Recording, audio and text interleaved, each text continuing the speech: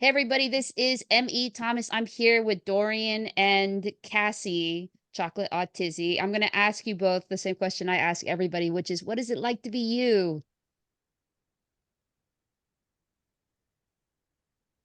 Cassie, I'll let you go first.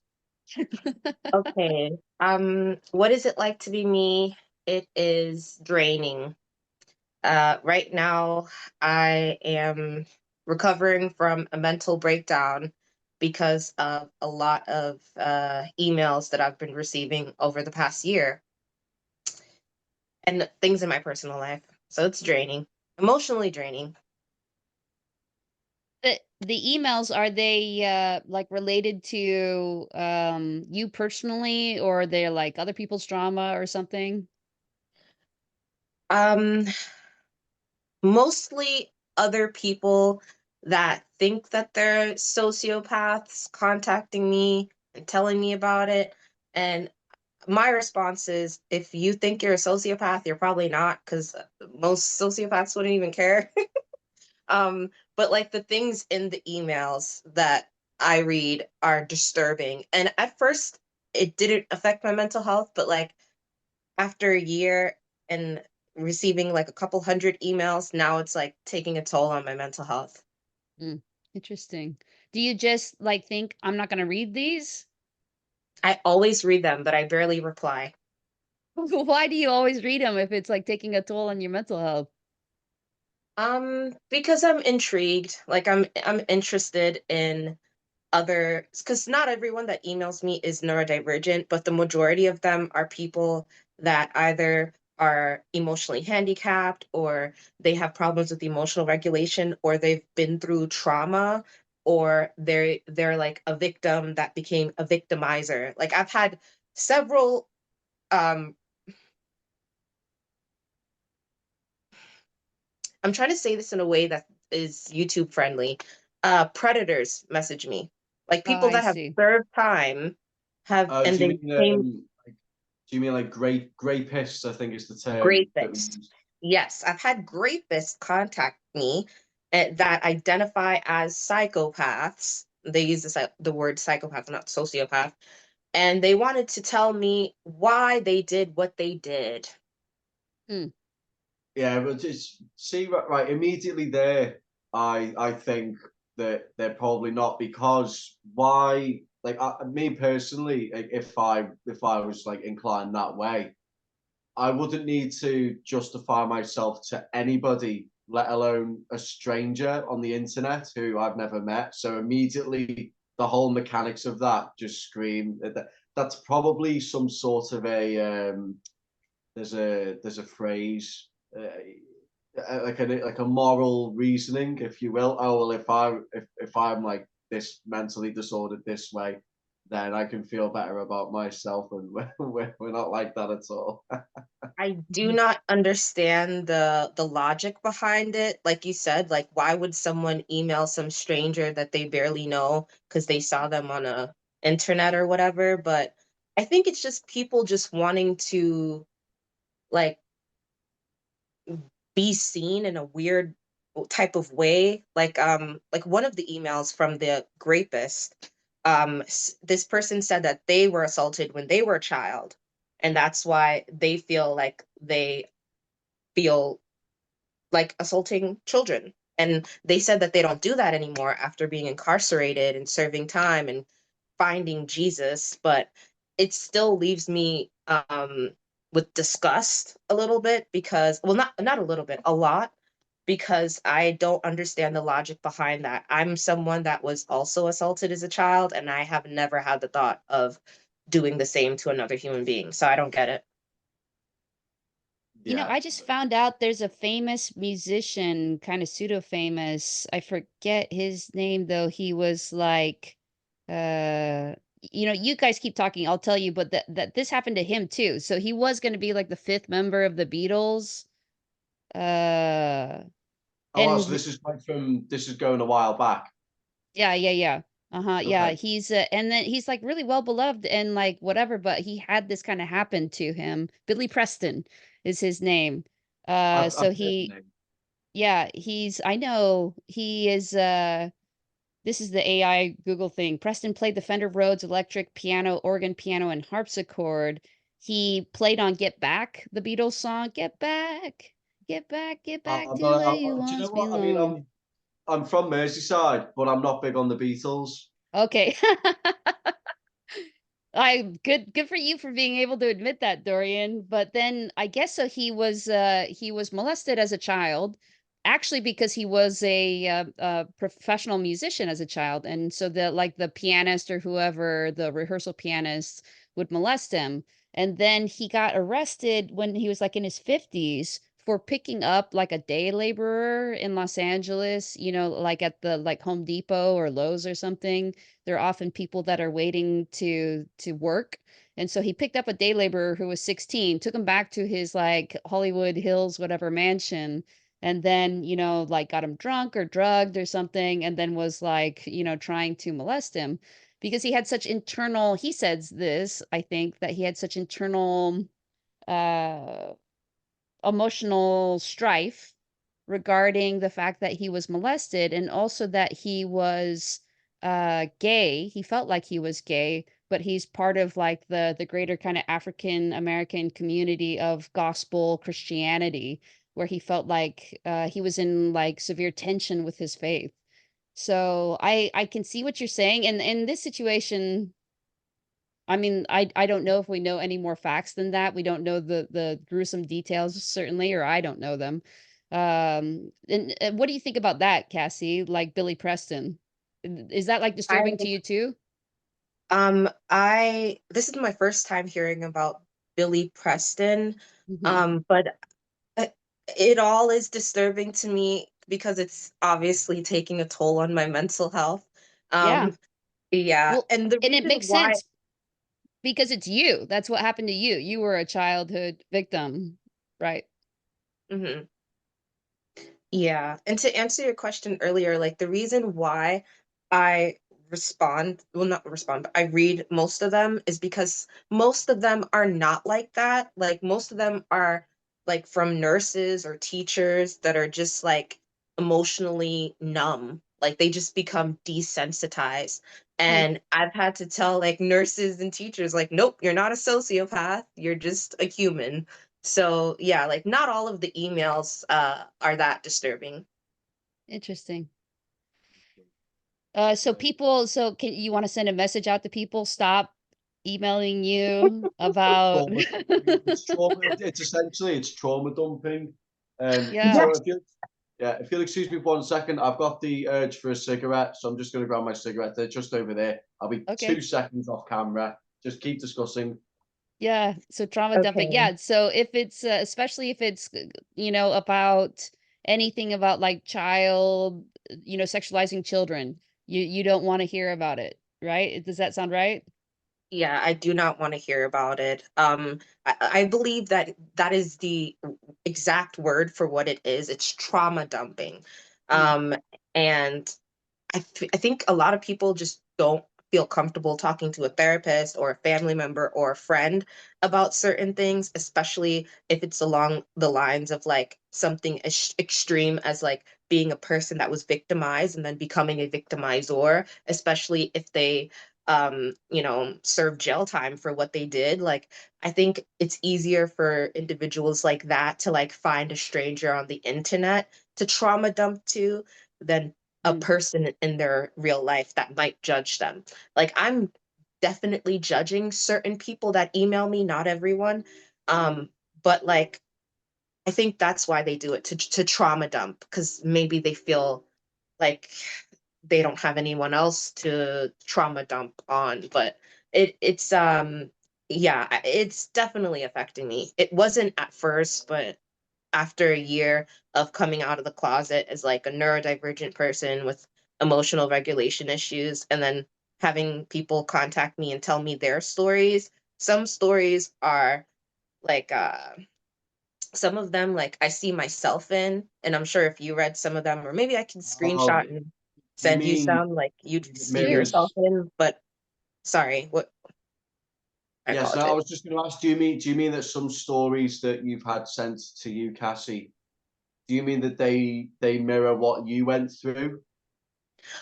Yeah, I think the majority, excluding the pervs that email me, because sometimes it's just pervs.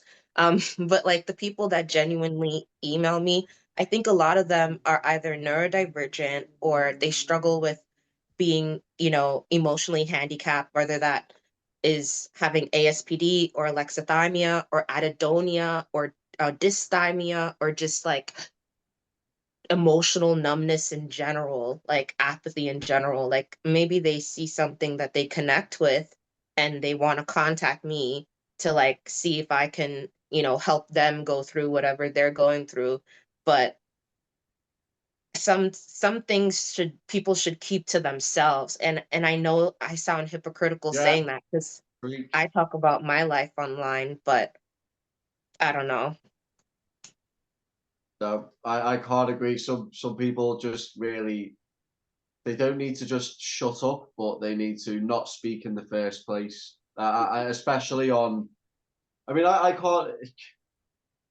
I mean, again, this is just me, but I don't have to. I don't have to unload on anyone. You know, to be honest, it's ironic because they're saying that you're getting people emailing you going, "Oh, I'm a psychopath because I did this and that and the other."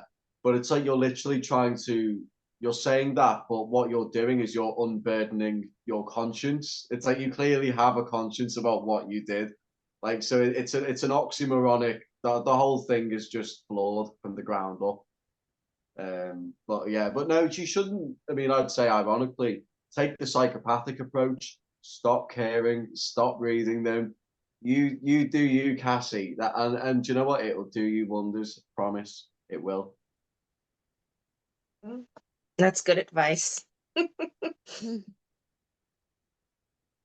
But And and yes, then Dorian, do you want to answer what is it like to be you?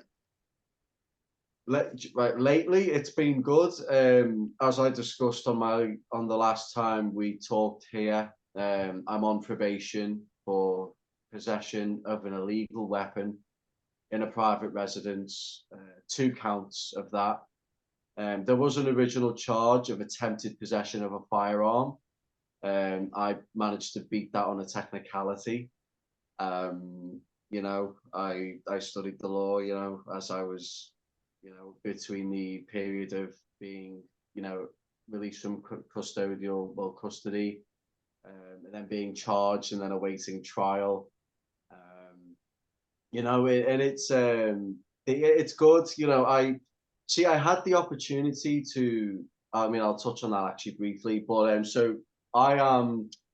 When I was put on probation, so this is after I've been sentenced, I got a community order because if that charge for the gun hadn't have been dropped, I wouldn't be here doing this. I'd be in prison for 6 to 8 years. And so I got a community order, a year's probation, court fine, community service, rehabilitation days. I have to do certain things to prove that I'm a changed man. And but when I was put on probation, I thought to myself, well, how does probation treat people who are diagnosed with ASPD, with antisocial personality disorder? And I've been on probation before this for criminal damage, public disorder, and I just more or less played it cool. I was the minimum category offender, so I'd only have to have appointments once a month for a year. It doesn't really take a toll on your life. But I thought to myself, well, how does probation treat psychopaths? How does probation treat sociopaths? So I saw this opportunity to do my own little experiment. And so when you start probation here in the UK, you have like a main, it's almost like an interview rather than a probationary meeting, although it's classed as a meeting, and they ask you a bunch of questions. They say, why did you offend? Do you see yourself reoffending again in the future? And in the past, I've just lied on all of that. Like I've just flat out lied completely. And but this time, I thought I'm gonna tell the truth and see where it gets me. And because that's what our justice system is based on, right? You got to be honest, you got to be good. And so I told the truth, and you know, I was saying things like, you know, they asked me, was I sorry about what I did, and I said no. That, you know, am I going to reoffend? Oh, probably, definitely. You know, and I got raised. So me being honest was actually a bad thing for me. It turned out, because I got immediately raised from a category 0 to a category 2, which is the like highest risk person, because they evaluate, are you a risk to staff, are you a risk to the police, are you a risk to reoffending, and a bunch of other things which I can't remember. But I got the highest score in all of those areas, so I immediately got catted up to a level 2. So since February up until September, once a week I've had to go into probation for meetings, and they gave me, when he walked out, my probation officer in the office, I could immediately tell they've put their A game guy on this. I'm like, this guy's confidence, like I'm looking at the way he walks and everything, and I'm like, all right, okay, this is gonna be a good one. You know what I mean? And he has a degree in criminology and psychology, and at first it was kind of like, you know, I'm gonna whittle this guy down, like he's not gonna get the better of me. I'm running these meetings. I may have to turn up, but you ain't getting nothing from me. But he's a good guy. He's a really good guy. But those have ended now, because it's been in the news that the government, the Prime Minister Keir Starmer, he's ran an early release scheme, you know, because our prisons are that full. He's for certain offenders who are like category C and category B. I'm a category B criminal offender. I've never been done for a category C offence. I've only ever been done for category B, which puts me at like medium level, and he got cat A. But there's been a lot of early releases to free up room in the prisons, and so because of that, all of those prisoners are put on probation. So the supervisory period of my community sentence has now ended early because of this. So whilst in one part I'm like, I disagree with that, because it means there's more drug dealers on the streets, but for me it means I get to not have to go to probation anymore. So you know what I mean? I'm very morally flexible in that in that aspect. But Yeah. so I've got more of my life back now, because I don't have to go to probation anymore unless I change my name, phone number, or address. And a new one they've added recently is if you have any new online personas. If you have a new online persona, so like, you know, my moniker Teddy Bateman, they legally have to know about that. And so he knows about my diagnosis, and he was asking me all sorts of questions.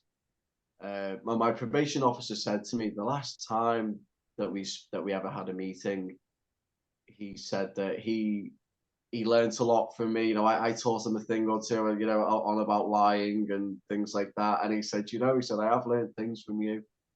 And the thing that he didn't like, though, he said, I don't like being a guinea pig as part of your own little experiment. And I just said to him, look, did you really expect me to let you have all the power?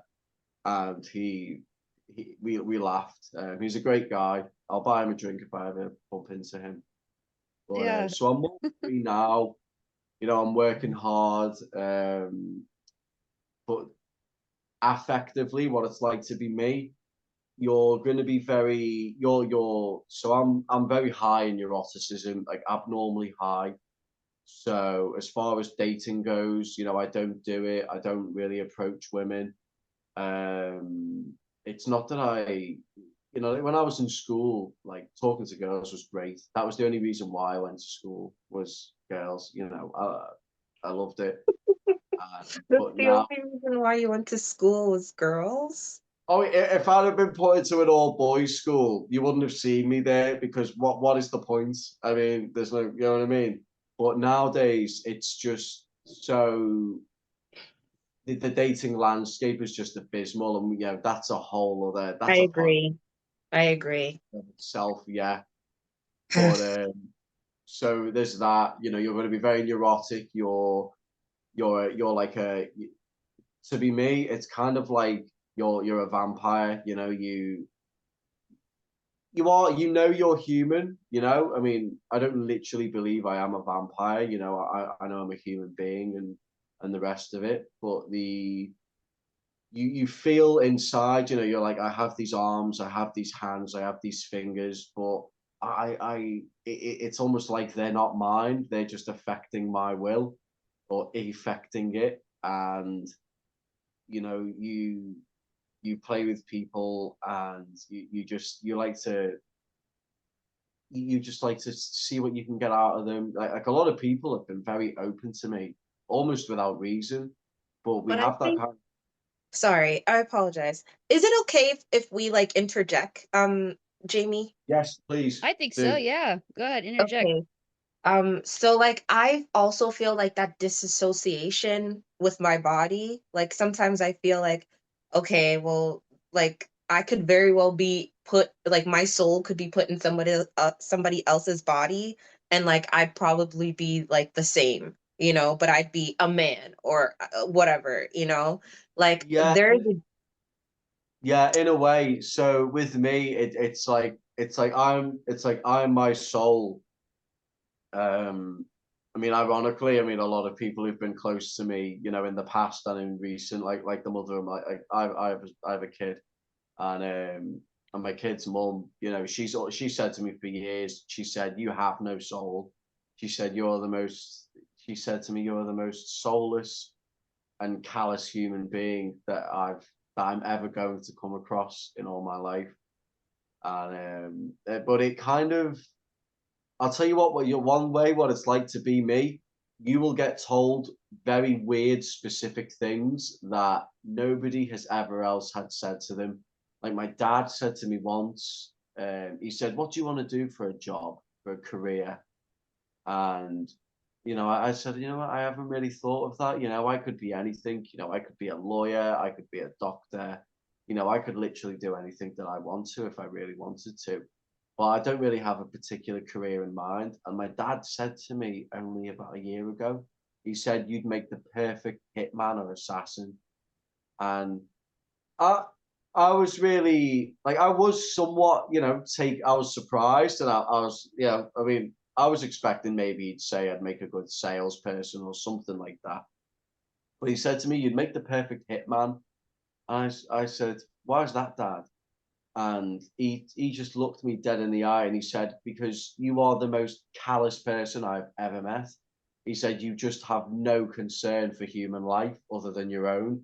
He said, "You really," he said, "when it comes to you, you know, you've got, you know, I've got to be preserved in like bulletproof glass, and but everybody else, it's just like they're like tissues, you know, you use them once and then you grab a new one." And I mean, I know that mentality is, it's not productive, you know, for myself. You know, I mean, I want to have a, you know, like you yourself, Jamie, you have friends, you have a relationship, and you're distorted in the same way as me. And yeah, it's like we almost live polar opposite existences. And I do look up to you as somewhat of a role model in a way. And but it's like I can't it's just I can't seem to make the change. I've tried to seek therapy. Every therapist has turned me down. They've read my diagnosis, and not only is it the recognized, you know, ASPD psychopathy of the diagnosis, but it's the one diagnostic trait that always lets me down is I'll read it out as it's exactly worded, is a very low tolerance to frustration and a low threshold for discharge of aggression, including violence. There was one therapist who agreed to sit down with me not long ago, and she took a look at my diagnosis. And, you know, like I've done a bunch of tests, as I've mentioned on here before.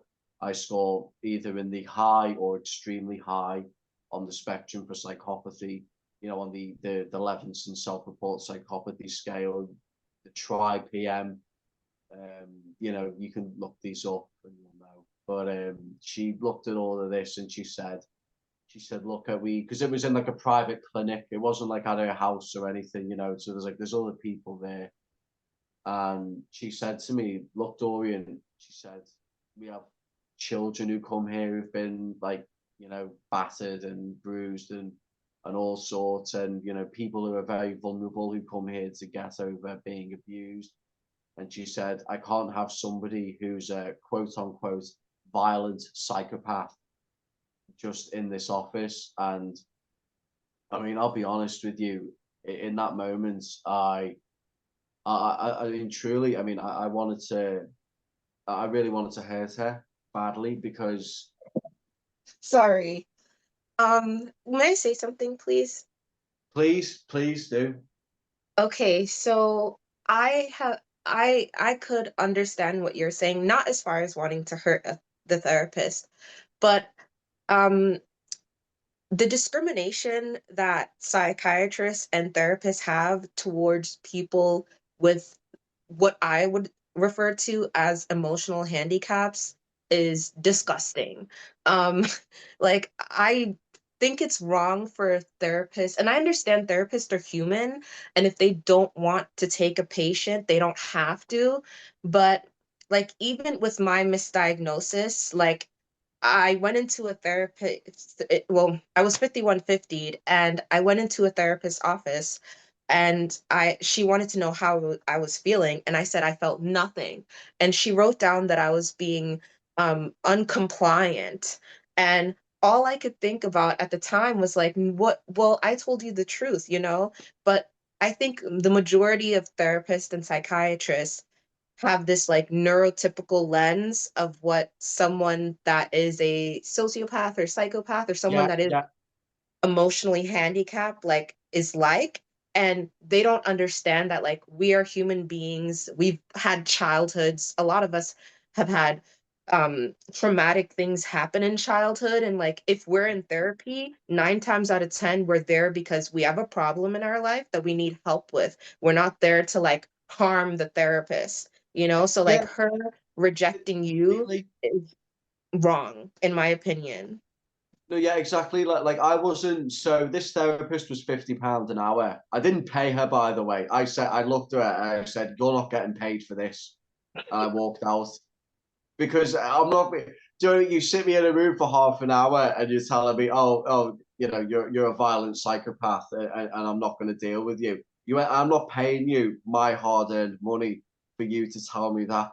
You know, and I'm not the kind who's like I've been violent in the past, and you know, I've caused a lot of pain and harm to people. But with me, you know, it's never been. You know, I'm not the kind of guy who holds people up with a knife, who jumps out of the bushes and scares you in the night. I'm not that guy. If you provoke me, if you do something against me, then something can happen. You know, and you know, this therapist, she just, it was almost like she took it, oh well, there's vulnerable people here, you've got a history of violence, but she didn't want to talk about why that violence had occurred. She just didn't apply. Exactly. She didn't Mhm. ask me. You know, like I've had times where I've actually thought I've killed people, very, you know, very truthfully. And you know, I mean, I've always, you know, I mean, it's never really been. It's not that it hasn't been on my radar, but it just hasn't. It hasn't heightened me, so to speak.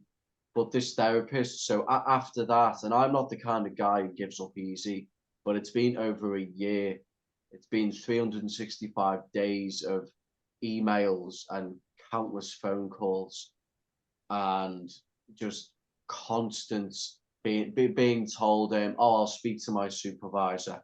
Oh, I'm not Mhm. qualified enough, and this, that, Oh, and the yes. the Sorry, I want to interject. So like I've also heard that from therapists, like I'm not qualified to treat you because I've been through a lot of trauma. And like what I think about whenever I hear a therapist say that is how is it that you've gotten your degree and you're in this line of work and you don't know how to treat patients that have been through trauma. Because most of the time, if someone's seeking therapy, they've been through some type of trauma. And what I've learned is that the majority of therapists are actually not taught how to treat patients with trauma. Like there's specialized therapists, there's trauma therapists to help people with trauma, but a lot of trauma therapists do not accept my health insurance. I have Medicaid, and they only accept like out of pocket or like a different health insurances. So right now I don't have a therapist, and the discrimination that I've faced as someone that is like psychopath adjacent, because I have alexithymia, which isn't psychopathy, has just been disgusting because I feel othered. I feel like a bad person when I'm trying to get help. And I'm not someone that like treats I'm not someone that engages in sociopathic behavior. And when I did engage in sociopathic behavior a couple years ago, I was homeless. And it was during that time that I was homeless that I was 5150 and I was diagnosed with ASPD. And the first thing I thought about, like after being re-diagnosed with alexithymia, is like, why did she not believe me? Like when I said I felt nothing. And that's because a lot of people, especially people that are neurotypical, that don't have experience with trauma or that have no experience with being apathetic, they don't know what it feels like to feel nothing. So they're just like, this patient is uncompliant. This patient is unresponsive. I can't help them, or they don't want to be helped. When, like, in actuality, like, if a patient says I feel nothing, sometimes they really don't feel anything, and like that needs to be recognized as a valid response. And like, yeah, like I understand that there are some people with ASPD that identify as sociopaths or psychopaths that are bad people. Like I've had uh, rapists email me. I've had people that, beat people up email me that spent time in prison and, want to be better people. And they're also having a hard time finding a therapist because most therapists and psychiatrists feel like these people can't be helped. But like, if someone is that far on the spectrum of psychopathy, like that extreme on the spectrum, I feel like it would make more sense to like get those people therapy and like actually help them so that they don't um so that they're not repeat offenders. Like it doesn't make any sense to me. Well, And I yeah. don't know where the empathy is with these clinicians. Like do they not have empathy for people that have trouble feeling empathy? Well, the well, It's wrong. yeah. Well, the only way that I'm going to get therapy now, because I tried to go through the NHS first before going private, so that there wouldn't be a financial burden on it. But the NHS has a point system for criteria, and you have to have a diagnosis, which I have, but you also have to be considered like more or less dangerous or non-functioning. And because it says in my report, it says I have long-term employment. It's like, well, yes and no. I've been employed for the majority of, well, for somewhat of my adult life, but it's always been from this job to this job to this job. And that's the thing I've noticed with psychopaths. We always jump from job to job to job because at some point we defy the authority. And again, there's like the criminal offending. Like I'm a repeat offender, and it's like I have goals. Like I want to be married, and I want to, I want to have a family, and like these things are all, really nice things. But when I have the opportunity to do something that's, bad, I mean that's just irresistible. Do you know what I mean? That's just like a beautiful woman laid in front of you. You just can't really say. It's almost like you can't.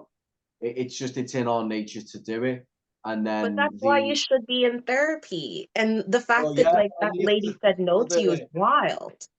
yeah, well, the other thing is that you see, even like what you were saying, like just before, like in my diagnosis, it says that I was a manager, because they asked me about my employment, but because the nurse was a good-looking woman, I didn't want her to think lowly. I didn't want her to think bad of me, which is like the NPD sort of kicking up a notch. But so I lied to her and I said that I was a manager at somewhere, and I'm not. I've never held a managerial position in my life. So, so, but during this, she believed it. It's literally it's in my report, and then when I finally got it, I was reading it and I was like, "Oh, did I say that? Or did I?" Well, you know, I clearly did. But yeah, you know, that's the thing with me. But it's just, and it's obviously again somebody, you know, somebody like me. Like I can recognize that I need the therapy, but I'm not emotionally driven to really do it. So now that I've been turned down so many times, I'm just like, yeah, whatever. And my baby's mother worries about this more than me because you know, she says, I know you're going to end up in prison. She said it for years. I mean, I mean, I'm coming up to 24 now, and she's been saying it since I was 18, you know, way before I was diagnosed or even suspected anything. I mean, she suspected it, but I didn't. So I'm just talking about me. But she's always said, you know, you're going to end up in prison one of these days because you just don't care about what you know, it's not that you don't care about what you do, it's that you just don't care, if that makes sense. But but you know, I have these goals in the outside world, and I, you know, I have no doubt in my mind that I'm going to achieve them. You know, I plan on. I mean, this is probably an unusual thing, but so when I was in court for the illegal weapons that I mentioned earlier, I was all right. In the UK, you have two. So how it works is you get charged with an offence, which means the police have deemed you guilty of some sort of legal infraction, whatever that may be, and you have to go to a magistrate's court. You have the magistrate, and then you have the crown, which is like the crown is the serious business. And you know, I mean, talking category A, paedophiles, murderers, terrorists, you know, the worst of the worst. And the magistrates, they prosecute category B and C offenders. I'm category B. I always have been. I've never been category C before in my life. But I mean, I've done category C things, but I've never been caught. But the so I get to court, and what you have to do is you enter a plea. You have the first hearing, which is where you say, you know, they go over the facts, they go guilty or not guilty, and you have the opportunity to go, yes, I did it, or you have the opportunity to say, no, I didn't do it. And so I went guilty because they had me banged to rights, and I knew it was better to play it that way. So I pled guilty, and then I went to I went to magistrates court. I got sentenced in the Liverpool magistrates court, and it's got a big statue in front of it of Queen Victoria, and it's a really nice one. But yeah, but that's where I went. So you have two levels of prosecution.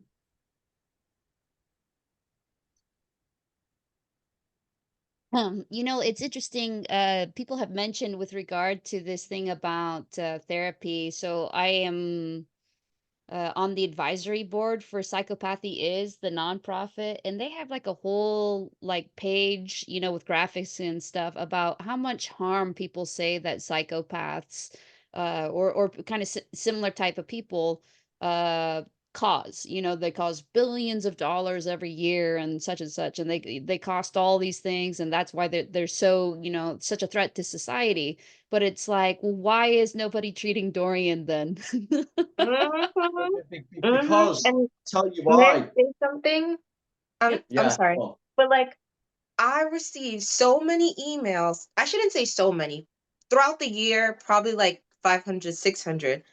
But like from people that say, I need help. I need to go to therapy. I need a psychiatrist. I need, like, I want to have friends. I want to have a relationship. I want to have a life. I hate that I'm like this.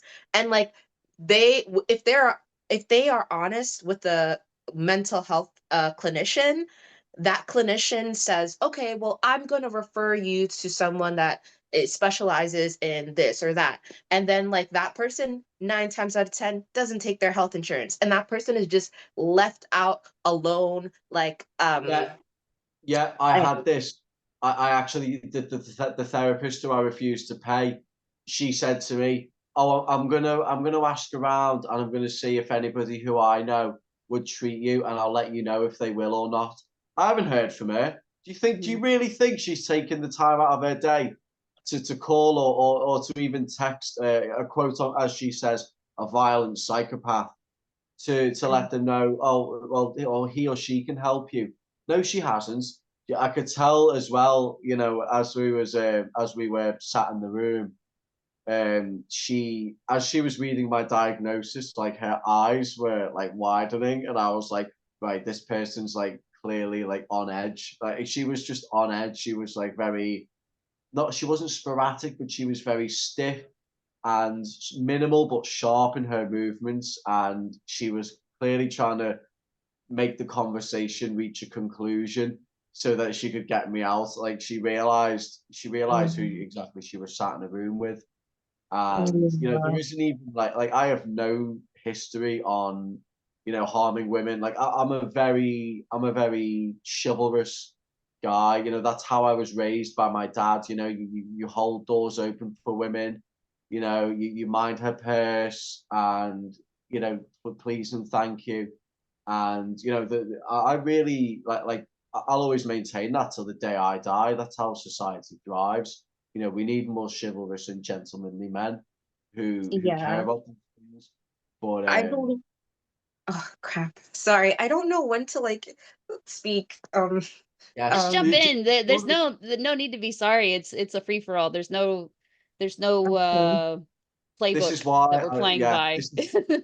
this is why I love this channel, because it is just a free for all. We're not politically correct. It's great. Yeah. But yeah, why don't you explain that, Cassie, to the audience, so just so they know? Oh, well, I think you pretty much explained it. Yeah, I love how Jamie runs her channel, her podcast. It's very, free, like free for all. I'm like a polite person because I grew up in a Trinidadian household, like Mm. Afro-Caribbean household, where like if I spoke when someone was speaking, I would get slapped. So so like I'm very polite. Yeah. Well, I have to say that this is just my observation. Dorian can go on for a while, and so if you want to interrupt him, I feel like that just helps. Do it. Yeah, Okay. yeah. No, I'm all for it. Do it. Okay.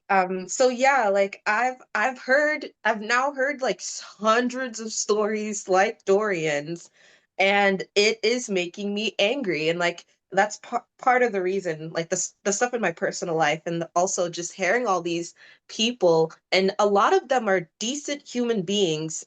Like some, yes, are repeat offenders. I'm not talking about the people that are rapists or anything like that, but like people like Dorian said, he would never hurt a woman. Like people that are like genuinely like not that bad or whatever, like they want to get help, they want to be productive members of society, and because of them being differently sentient, like clinicians are just saying, nope, I'm not gonna, well, they're not saying that, but they're just saying, well, we think you should seek a provider that specializes in autism or special, because a lot of autistic people also have trouble with emotional regulation or emotional blindness or emotional numbness.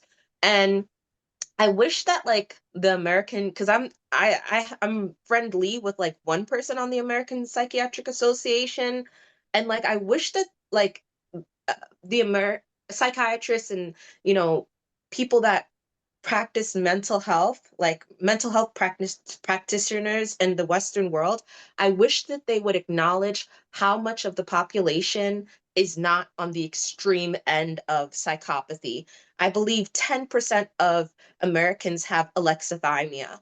And there's a greater amount of those individuals that might have traits of psychopathy. And I have had emails and I've met a few people in real life that are nurses, teachers, police officers, people that work in law, like, lawyers or paralegals that say, you know what, I struggle with emotions, I struggle with empathy, but they put on this like veneer of normalcy because they know that they have to, that they're a part of society, and we're living in a neurotypical society. Society isn't built for people that are neurodivergent, and neurodivergence, you know, it's a wide net, like autism, ADHD. I would even say that psychopathy and sociopathy and alexithymia and anhedonia and dysthymia are all parts of like neurodivergence, because when you have a different way of thinking, that actually starts to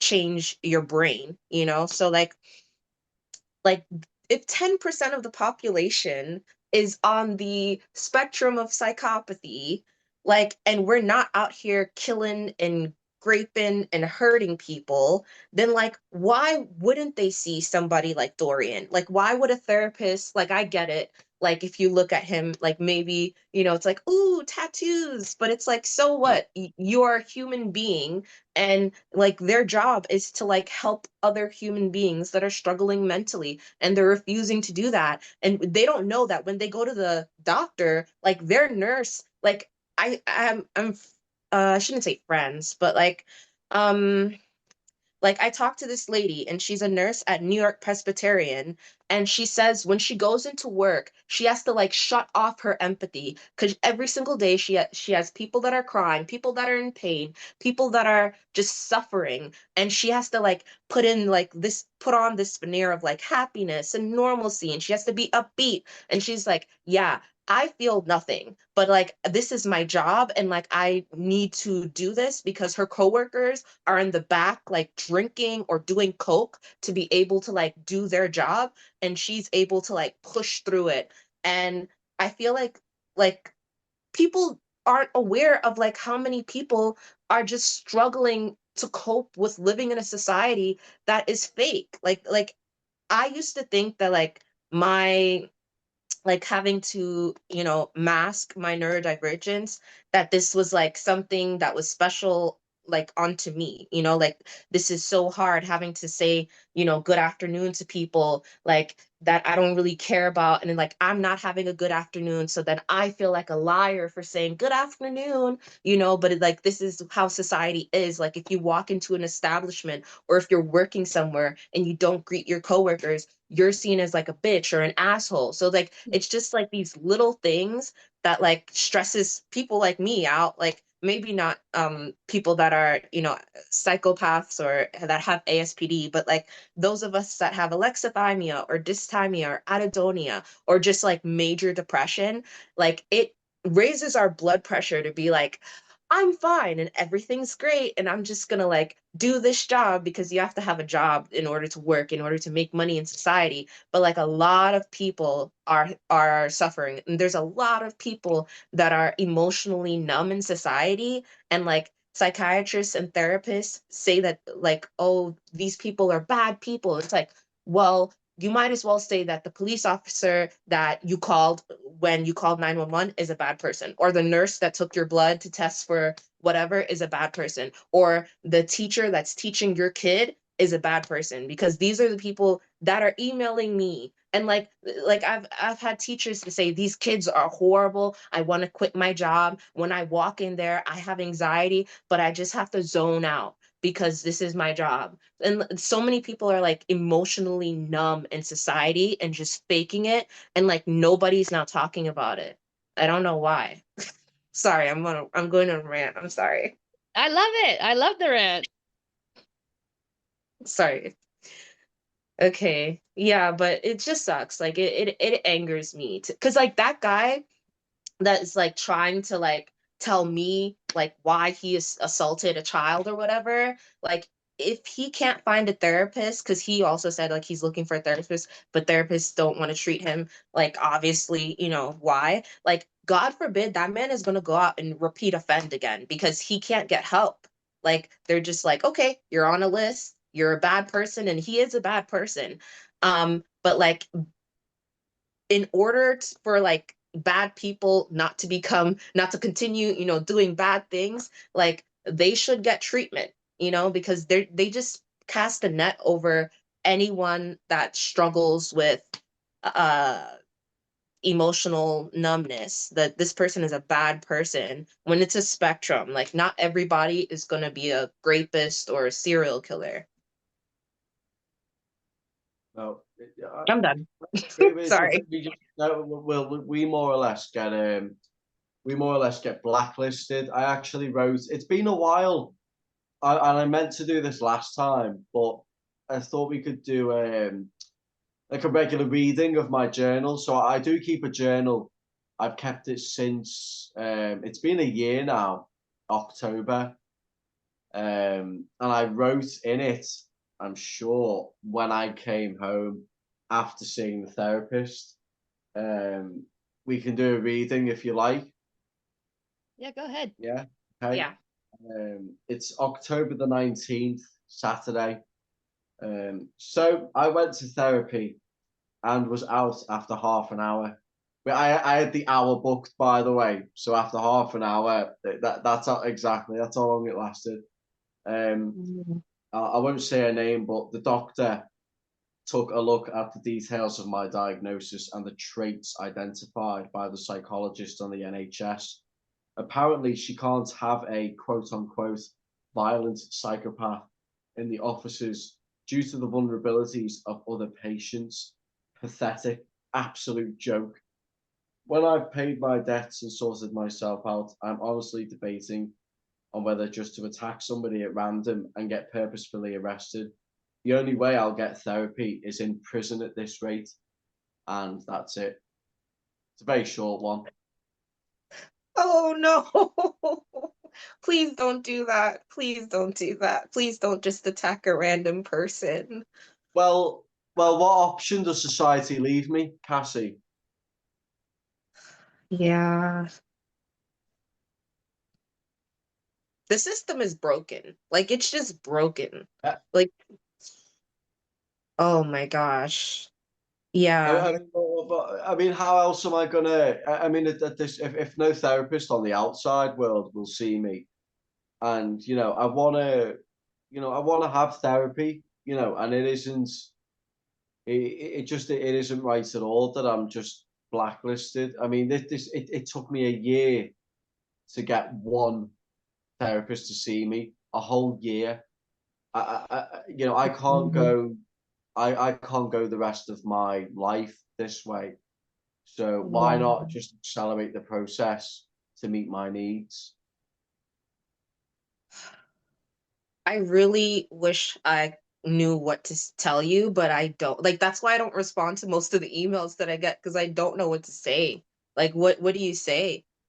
I and they say that, like, people like us have no empathy, but then, like, where is the empathy for the emotionally disabled? Like, there's no empathy for people like you or people like me. Like, it's ridiculous. And, like, I don't think this world is conducive to, like, emotional stability and happiness. Like, it's really not. Especially, like, with, like, death, the death of the third space. Like, there's no more like, free spaces where people could just, like, hang out and, like, like, chill together. I don't know. I don't know. The internet was supposed to, like, bring us together, and everyone is just, like, more far apart than they've ever been. And No, it's I agree with weird. that completely. People are more divided than ever because they've been brought together by the internet. But I mean, it's. I mean, are you gonna? I know I'm right on that. That ain't up for debate. I know I'm right, but I agree. Yeah, it's more divided than it's ever been. When it's supposed, the as the internet was internet has supposed to bring us together. progressed, society has devolved. But yeah, that's my journey with therapy. There isn't one. I got told to leave after half an hour. So there you go. Oh my Um, God. yeah, I'm just focusing on. I mean, do you know what? I'm honestly considering maybe university. Maybe being a probation worker. I think I could do that. As I've been, I mean, at the current moment, I'm in the legal system technically. I'm Mm-hmm. on probation. I know what it's like. you know, so I have that angle working for me. But Yeah, I'd like to there's go a to lot you. of psychopaths that like say, "Oh, nobody wants to help me. I'll help myself." Like Patrick Gagney, she's a therapist. There's also a man in the UK that's a life coach and he's a psychopath. Like maybe that's Wait, the route to go into well, instead of what's the name of the what's the name of the man? What's the name of the man? uh, I have to Google him, but I have my other phone. Is it okay if I Google someone while You on could Zoom you meeting? can send me it after on Okay. WhatsApp. That's fine. You just send me it. Yeah. But I know of Patrick Gagney. I apologize if I'm butchering that. But Yeah. I'm no, not sure if she's still practicing, but she's a therapist. And then there's a guy and they're both people that like over time like they learn to like manage their psychopathic behavior. And I think it's something that happens over time. With me when I was like your age, I felt little to nothing. And it wasn't until I got into my 30s that I even wanted to date. Like it's see, I know. See, I want to date now. There was a I was waiting for the bus to go to work, and this girl, and she was just my type. She had this yeah, and I think it's partly because so when I was 15, I lost my virginity to a girl that had black hair, very long, parted in the middle. So I think that's kind of been like a sort of subconscious psychological precursor to my type of women. And this girl she do you know what she looked like? Have you ever seen the film Career Opportunities with Jennifer Connelly? Right, if I you know who Google Jennifer that, Connelly is, yeah. she looked I'm gonna exactly Google like a Jennifer young Connelly. Jennifer Connelly at that age. About like she was, I was 15 and she was 16, 17, something like that. She was like a year or two older than me. But Mm. she looked exactly like Jennifer Connelly in Career Opportunities. And so that's sort of been like the mold, the kind of but this girl at the bus depot, she looked exactly like that, and she wouldn't stop looking at me. So I thought, I'll say something to her, and I I think I said like literally one or two sentences, and then I just my I just got on the first bus that pulled in and left, and Aw. I know, well, I don't have any, and this was one thing that I said to the therapist, and I actually have it written down here. I said to the therapist, I said, well, I'm here because I want to reduce my paranoia.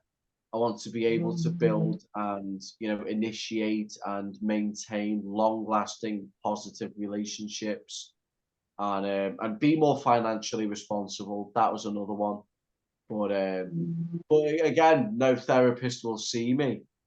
So, I'm always thinking like, oh, you're just going to screw me over in a year or two.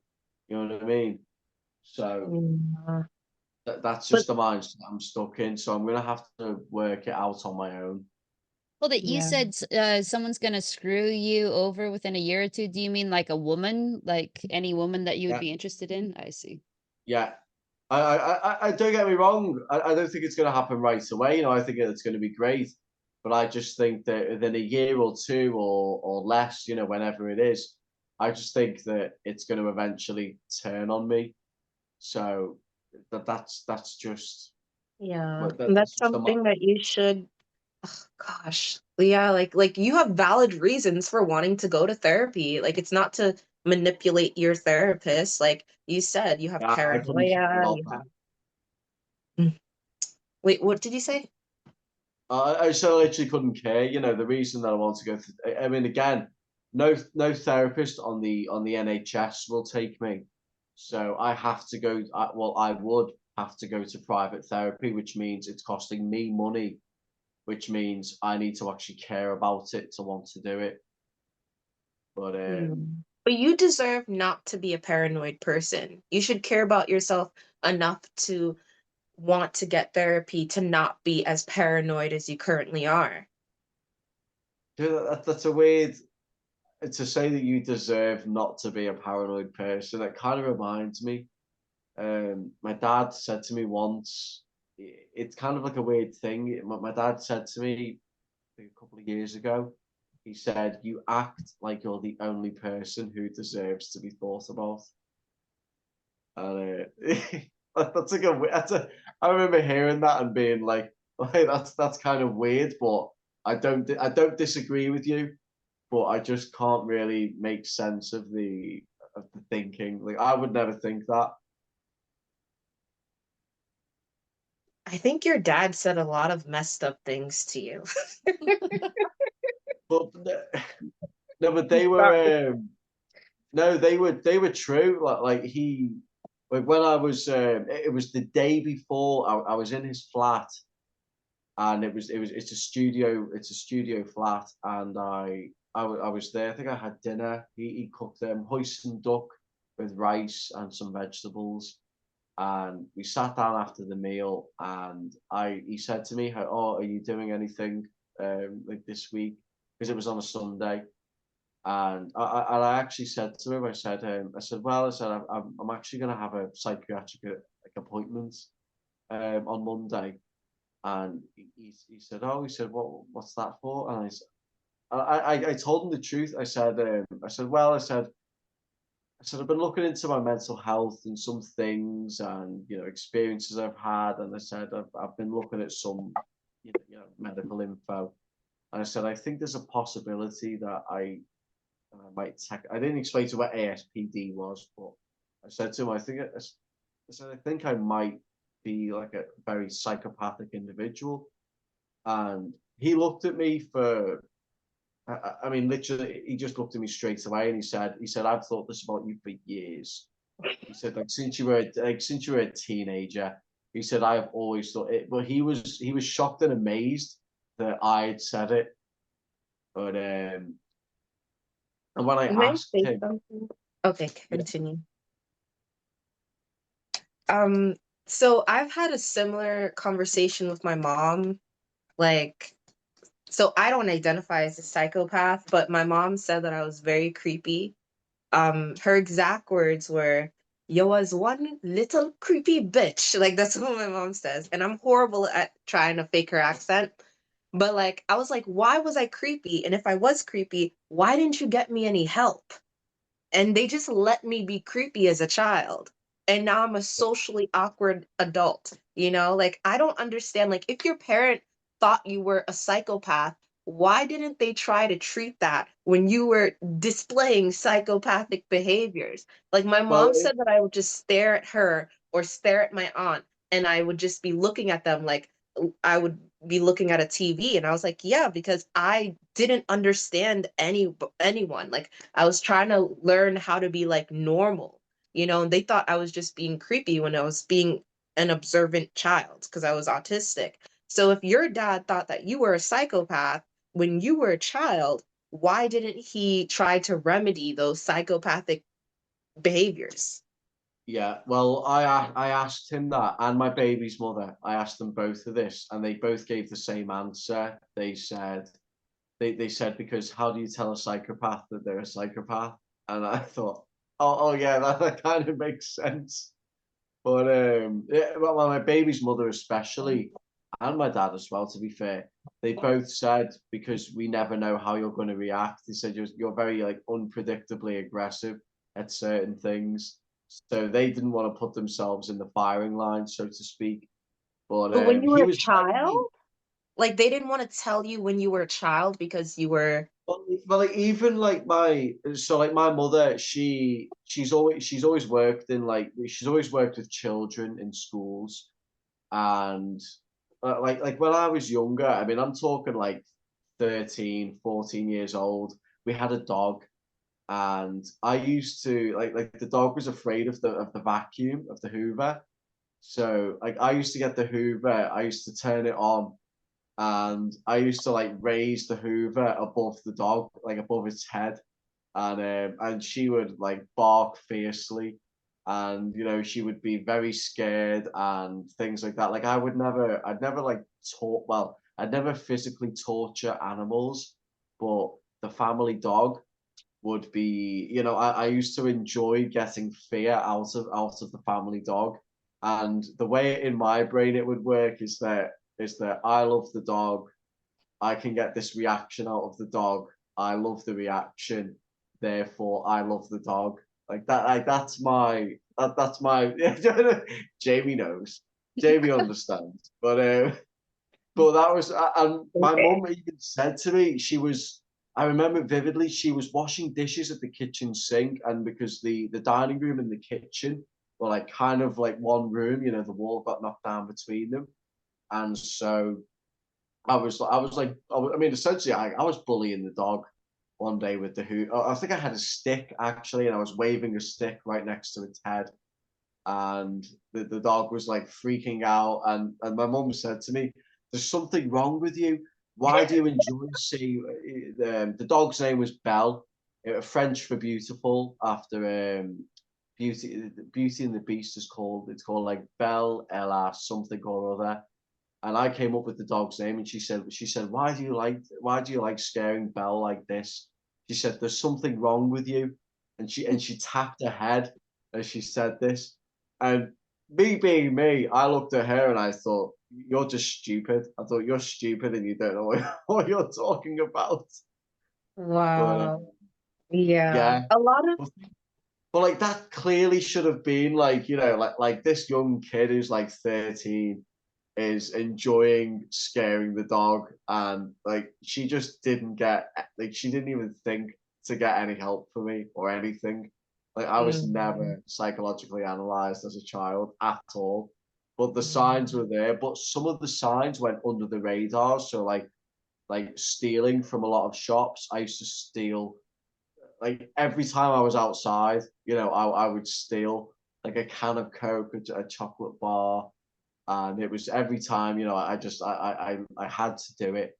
And I like, or like lying as well. I got caught out lying quite a lot because you know, lying is kind of like as you're a kid, you know, you're learning it, you know, but you get better as you, I'd say round about when you start hitting puberty, you know, you get a little bit better at it, you know, you're a little bit more wiser and did you things like lie to that. manipulate people, or was it just because you had the urge to lie? It was more, well, it's like it's the urge to lie more than anything. It's just lying for the sake of lying. My probation officer, he actually, because he's got a degree in criminology and he's got a degree in psychology. And so he ran me under the psychopathy, the PCLR, the psychopathy checklist revised, and he scored me at a 32 out of 40. And Mm. When I was a kid, I used to lie, but it was more of a way to like protect myself. I actually didn't enjoy lying. Um, and I think like being undiagnosed, being a person that was autistic but undiagnosed for so long, like I would lie, because I didn't want people to know that how weird I was. But it wasn't because like I wanted to like lie. Like I didn't get anything out of it. I wanted to fit in. So it was more like my lies had like a function. And now that I'm older, like people are like, well, do you still lie and, blah, blah, blah, or did you lie to manipulate? But like, I feel like the best manipulators are honest. Like, honesty is the best way to manipulate someone. yeah, And yeah, it yeah, is. because I recently had my first hookup. And at first I was like, I'm gonna mask it and I'm gonna try to be a normal person. And then this person still wanted to talk to me after I was like, I don't feel anything for you. And he's like, that's okay. And I was thinking like, what? But like, yeah, like honesty is the best way to get what you want, because people expect you to lie to them, but like when you are honest, like people don't expect that. Like that's something that is like, oh, what? Wow, this person's being real with me. So it's like people are more they let their guard down, and they're more vulnerable, and they're more like open to letting you in their life. Like after I was diagnosed with ASPD, I was like, okay, I'm not ever going to tell anyone that I have ASPD. And it wasn't until I started saying, okay, I'm just going to be honest and tell people I have ASPD, that like I started getting friends and like people wanting to date me and stuff. And I was like, this is crazy, because when I was pretending to be normal, I had no friend. I had one friend. And then after I was trying to be my authentic self, I'm having all these, people wanting to get to know me. So honesty is the best form of manipulation, because we don't live in a world where people expect you to be honest. Like, as sad as that sounds, like, we live in a world where people expect you to lie. So when you're honest, like, even if you're saying the most craziest stuff, like, people like you more, and I thought that was crazy, but that's the world that we live in, you know. I didn't even know, why was I talking? Oh yeah, because you said that you used to lie as a kid. Yeah, but now being diagnosed with alexithymia, like, things make more sense, because like, well, do you feel guilt? Like, yes, I feel guilt, but I feel it cognitively. So it's not like I don't feel things. I just intellectualize my feelings. Or sometimes it's more like physical. But that's what I think a feeling is. It's physical, because you can feel it. Yeah. See, with Physical, like hunger, like you, oh, I feel hungry, Well, tired. Well, it's so weird, because for me, like, I don't feel hungry until like I'm like starving. And then I'll eat like a whole day's worth of meals in like one sitting. That's why I'm chubby, because I don't feel the hunger unless I'm starving. I don't feel tired. I just pass out. Like, part of the reason why I was going through psychosis wasn't just because of the emails and stuff in my personal life, but it's because I don't sleep. Like, I've had a sleep study done, and they're like, "Oh shit, like, you didn't sleep for 2 days." And I'm like, "Yeah." And they're like, "Well, are you having psychosis? Like, are you seeing things that's not there? Are you hearing things that's not there?" And I'm like, "No, I'm fine." So like, I can go a few days without sleeping, and the psychosis like kicks in like all at once. It's like 3, 4 days worth of psychosis in like one day. And I'm like I'm just like losing my mind. And you So think the psychosis is from the lack of sleep? well, that's what the doctor said, because I was tested for schizophrenia, and I was even put on schizophrenia medication, and they said I don't have schizophrenia. They said I have short sleeper syndrome. Mm. And when I don't sleep, like, I'm like, "Oh, I'm fine. I didn't sleep for 2 days. I'm fine. I didn't sleep for 3 days. I'm fine. I didn't sleep for 4 days. I'm fine." And it's usually on the fifth day where I lose my mind. Hmm. Is it that you don't feel like sleeping or you can't sleep or what? This is interesting. I've never heard of short sleeper syndrome. This is very interesting to me. neither have I. A lot of people in the military have it. Talking to military people. Um, so I only sleep like 3, 4 hours a night. Like, obviously getting 6 hours or 8 hours of sleep would definitely be better for my body.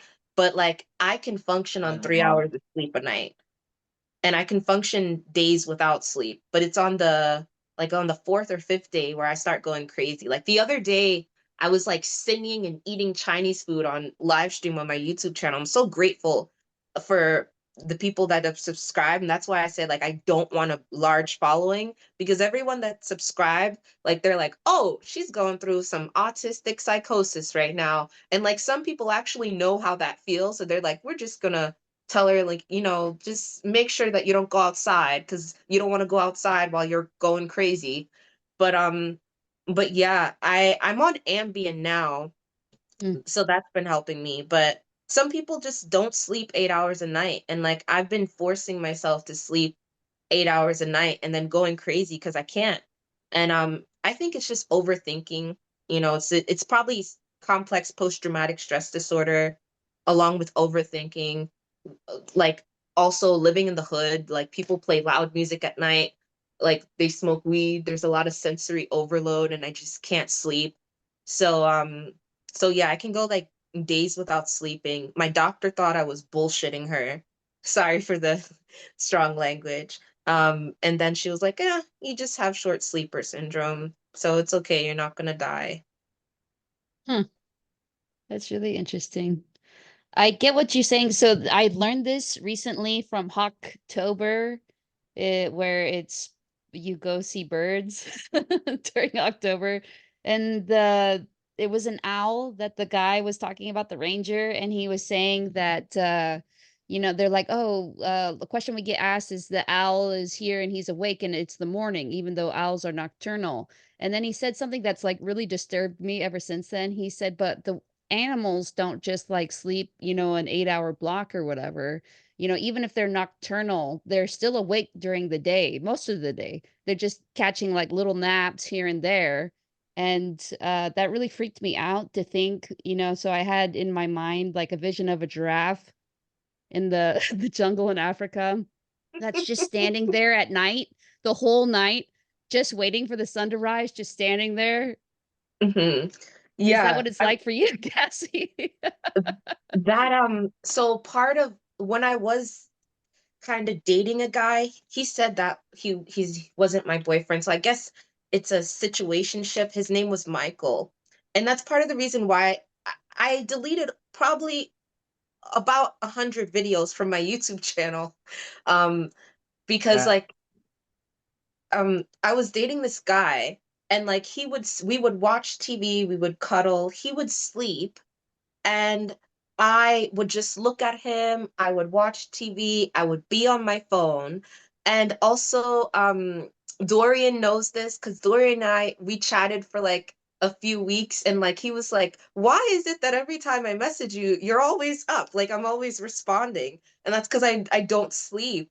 And like, part of the masking when I realized part of masking for me when I was dating Michael is that like I would have to pretend to sleep, and a few nights he would like wake up and I would just be looking at him because I was bored. Because sometimes he would tell me, turn off the TV. Maybe that's why you can't sleep. And this was before I had the sleep study done. So I would be like, okay, I'm going to turn off the TV. We're just going to cuddle. And I would just be like looking at him breathing. And he woke up and he was like, sleep, bitch. Like, why are you not sleeping? He wasn't verbally abusive, but I'm in New York, and a lot of people use bitch recreationally in New York.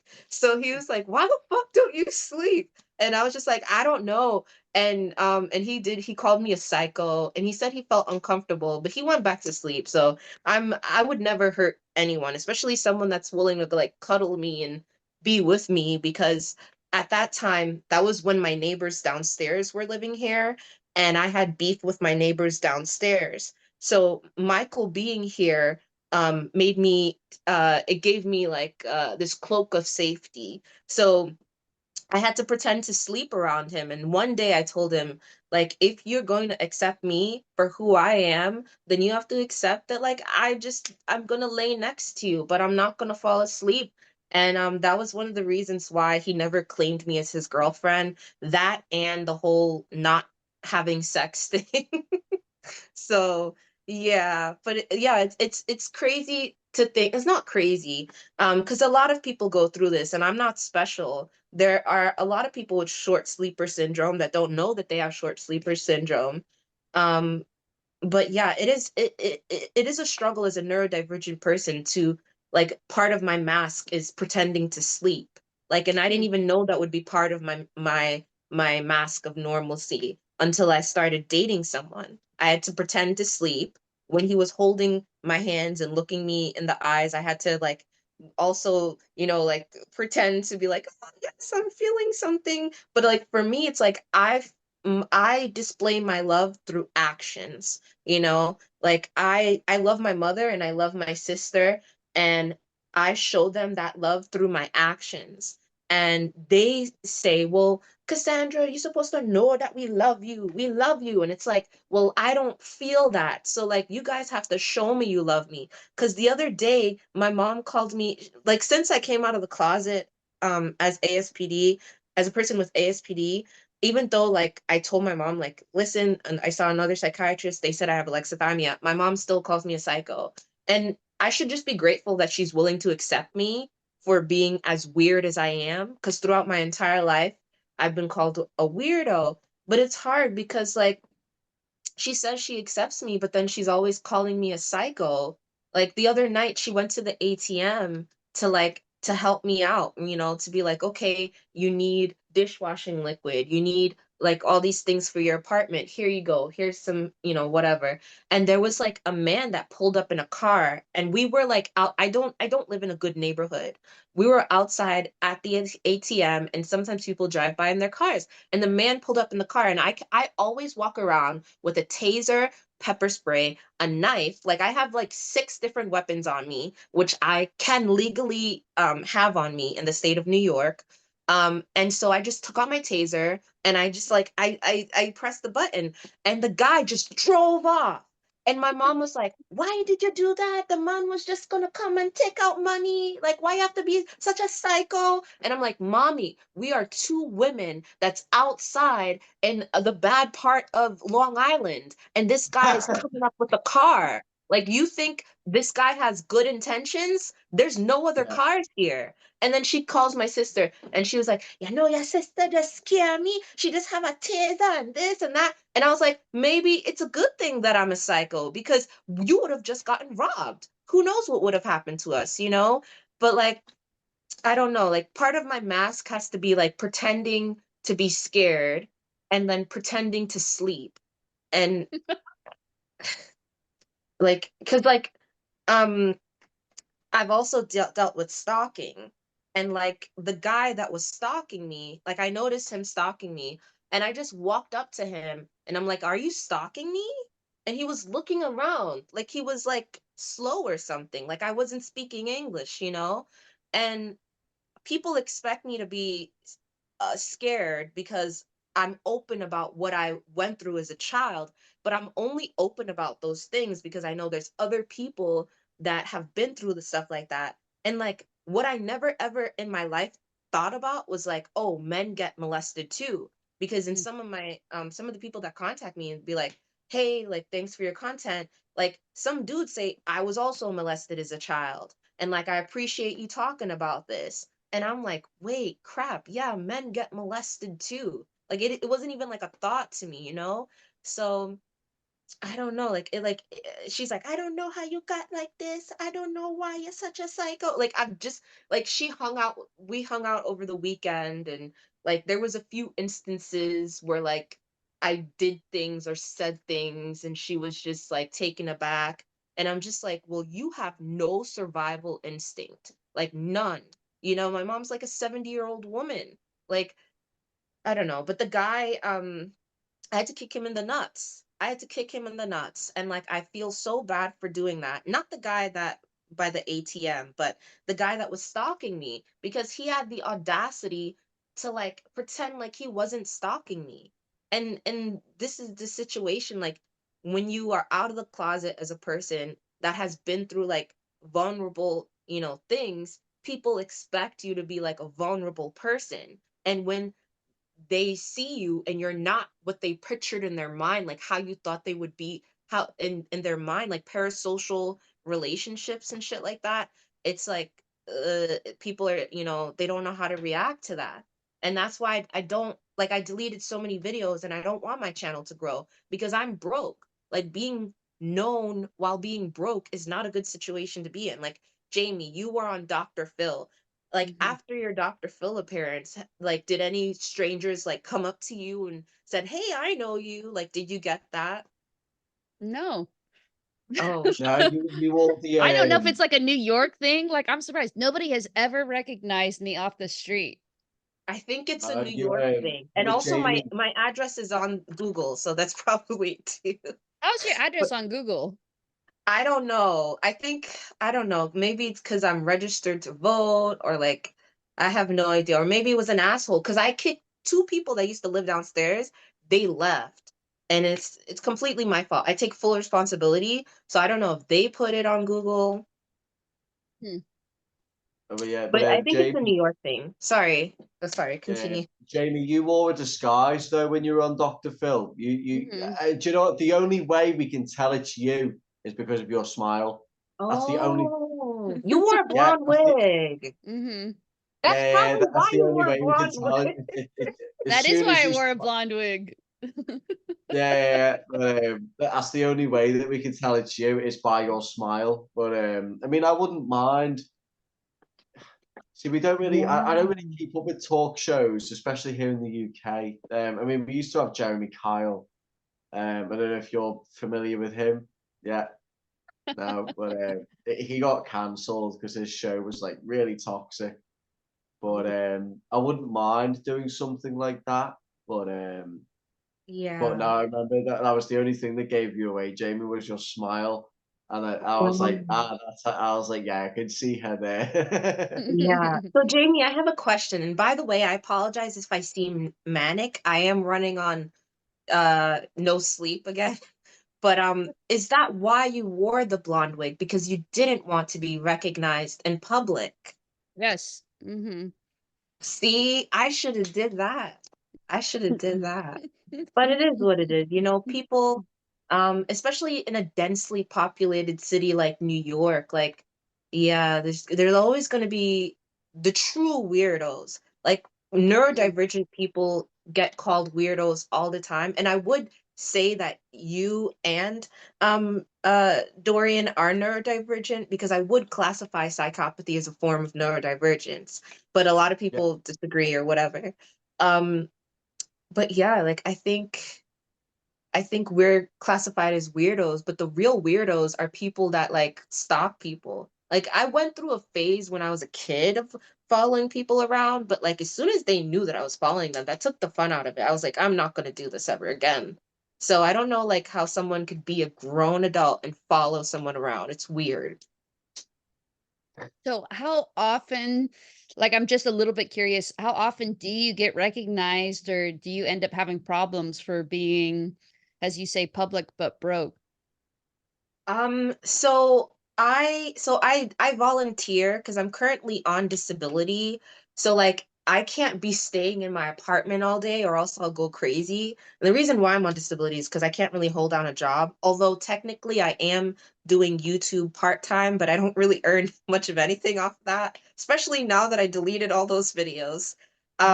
So I have a church that I go to, and church ladies gossip. They gossip so much, it is insane. Like it's not very Christian like the amount Yeah. of gossip that happens. um and then so it's the church, it's the sorry. Sometimes I'm on the train. Oh, in my neighborhood, one person saw the interview I did with Special Books by Special Kids, and then they showed other people in the neighborhood, and then they were like, you know that psychopath bitch? She lived right there. Right. Mm. So that people are interested because they're like, nah, is she really a psychopath? What she did?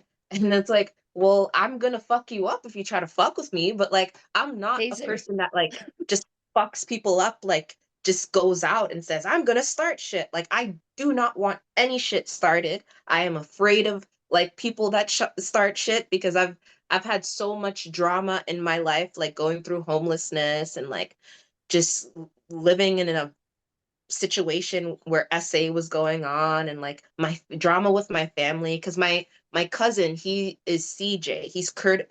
My cousin is Curtis Riley, and he's a famous American football player. My grandmother had, I believe, 10 children, and my grandfather had 2 children outside of marriage. And so my grandmother, my grandpa are from Trinidad, and they sent all of their children to university, right? They wanted the best for their children. So I have a lot of family everywhere. And just people talk shit, especially in New York, especially in Long Island. So I think the only reason why anyone knows anything about my diagnosis is because I live on an island in a city full of people that talk mad shit. Mm. Hmm. Sorry, like I'm cursing too much. No, it's interesting. It's really interesting to talk to you both, obviously, but uh it's just like you realize how different your own life is from other people's lives when you just listen to people talk, you know, like to be in those sorts of situations. Like nobody gossips, nobody cares about what I'm doing in my life for the most part. The And maybe it's Mormon because I'm an church, older, you know, older yeah. woman and people are like, we don't care about Jamie anymore. The Mormon church is so different than like the black church as far as the Christian experience goes. They talk. They talk, talk, talk, talk, talk. So, Really. It's so interesting yeah. too because one of my favorite people on Instagram Nedra Tawwab. Have you ever heard of her? I'll like picture. She has a book on boundaries. Uh, I forget what the Yeah. book is, like get boundaries, get happiness kind of thing. But Yeah. she also she grew up in Detroit. She's African American, and she talks sometimes about gossip and stuff. And it's interesting kind of like just following her, because some of the stuff I'm like, yeah, great, that's true. Somebody's tried to test my boundaries that way too. And then there are other things I don't relate to at all. And then I just kind of Mhm. assume, yeah, it's just Mhm. because everybody has like a different kind of background, different things that they are dealing with. And um I like to be reminded of that a lot, because I think it's easy for me, especially as I get older. I can see how it happens to people. Like my mind almost is getting calcified to where I Yeah. see kind of stuff like I intentionally follow on Instagram and other things. People from like really different backgrounds, where I'm like, I know nothing about kind of what this person's talking about. That's usually when I follow them because I'm Yeah. like, I want to be exposed. And sometimes people do stuff like they eat crazy things or they do things where I'm like, what? But I want to be desensitized to that. So I'm not, so I don't get closed minded, because I can kind of Yeah. feel my mind closing as it gets older. Yeah. It's a No, really that's weird why I thing. don't have an Instagram. I don't have an Instagram. I don't have a TikTok because I value my privacy, and I do like the fact that like I came out of the closet, but like I also don't like the fact that people automatically assume that I'm a bad person. Mm, Um I hate that because like yes, there was a period of my life where I was doing bad things, but like I wasn't doing bad things because I enjoyed doing bad things. I I was a young person and I was angry because I was a hurt person and then I was hurting other people. But in my mind, I justified hurting people because the majority of the people that I hurt were people that bullied me in high school. Like I went to a predominantly like Caucasian high school and I got bullied. And this was before like there was MySpace, this was before like social media and like, zero tolerance on bullying and all this stuff. So mm. it was pretty intense. So when I got older, I was like, I'm going to ruin her life. I'm going to ruin his life. And talking to a therapist about that, like someone that hasn't been through trauma, whether that be like, sexual abuse, verbal abuse, emotional abuse, physical abuse, like they would just be like, why would you do that? Like why would you want to go to that extent? Because I was trying to find ways that weren't illegal to like hurt people. Which is a whole nother level of like fucking up people's lives. But I was like, she spit on me when I was in second grade and she called me an ugly N-word. So now I'm gonna catfish her husband. Like that was like my, thought pattern.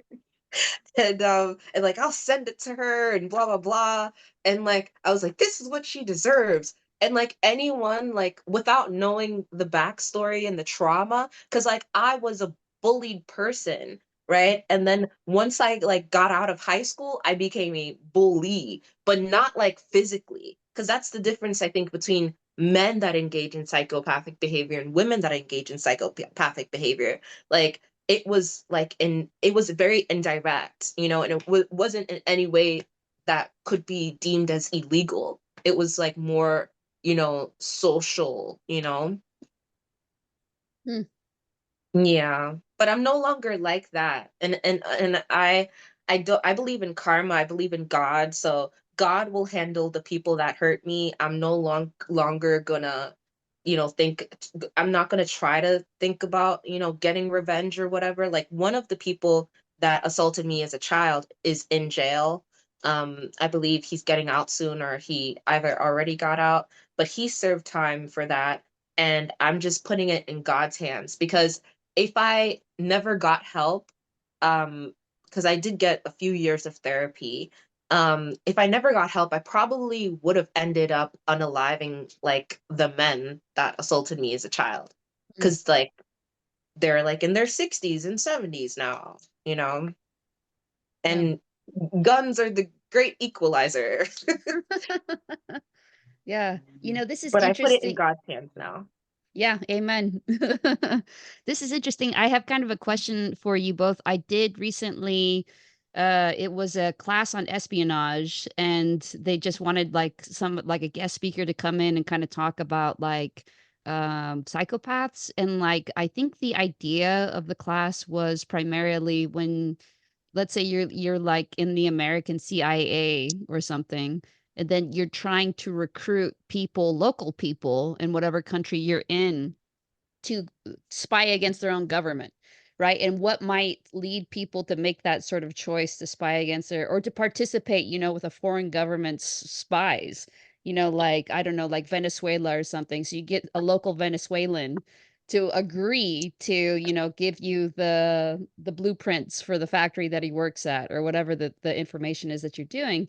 So they're kind of asking me about like the motivations of psychopaths, and I was talking about how, like, unlike maybe like a narcissist who actually does care about praise, and Dorian does care a little bit about praise or Yeah, people's it's opinions like we've talked about before.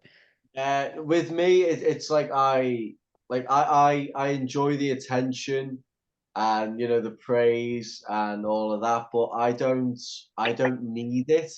I could perfectly, like, I could live on an island, and as long as I had enough things to do like by myself, like I'd be happy. I wouldn't be. I don't have this. I don't need praise. I like it. That's the difference between me and just the, as you said, Jamie, in our last appearance, is the primary and narcissistic personality disorder. I don't need the praise and affirmation. I just like it. I enjoy it, but I don't need it. I'm perfectly comfortable with my own opinion of myself, and I think that's like a very much a giveaway of the ASPD, is that I don't need your admiration. I like it. I feed off of it, but I don't need it. Yeah, that's what I said. So I even said, sometimes if somebody's complimenting me, I'm suspicious, rather than accept it because I think this person's trying to manipulate me.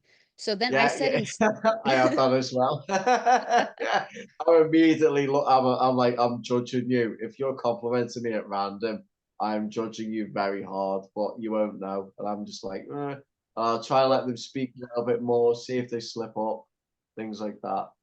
But what if they're complimenting you so that you can like them? Because I compliment people all the time, and I just do it so that like they would be nice to me. Like it's not, I don't think it's But isn't nefarious. that, yeah? But isn't that manipulation still? What if you mean the compliments? Like what if it's not just like lies? What if it's like true? so I think I this was could, kind of the whole point of this class, is that people are motivated by different things, was the interesting yeah, thing. So that's why I was thinking about like you, Cassie, and I feel this way too.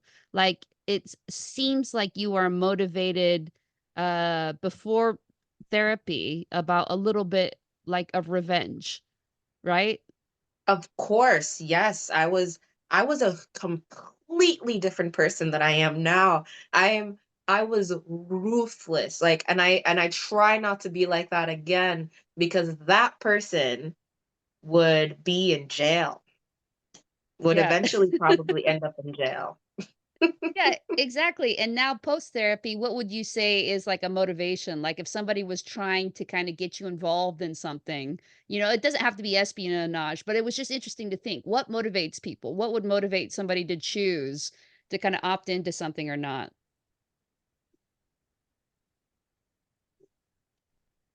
right, for me. So right away, I think you have to appeal to.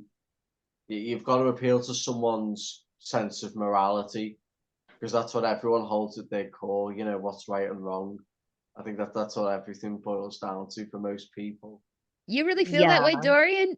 Like tell me, so like how would somebody kind of like appeal to you then about espionage, or anything? Like they would, you have a It sense of would have to morality? be, for me personally, it'd have to be for my gain. It's, what do I gain from this? If I don't gain anything, I'm not interested. Mhm. It's black and white as that. Well, then what are you saying about morality? You think that's normal people's stuff? Yeah, yeah. Other people definitely. People But don't want to. morality Sorry, Oh, God. continue. No, I was finished.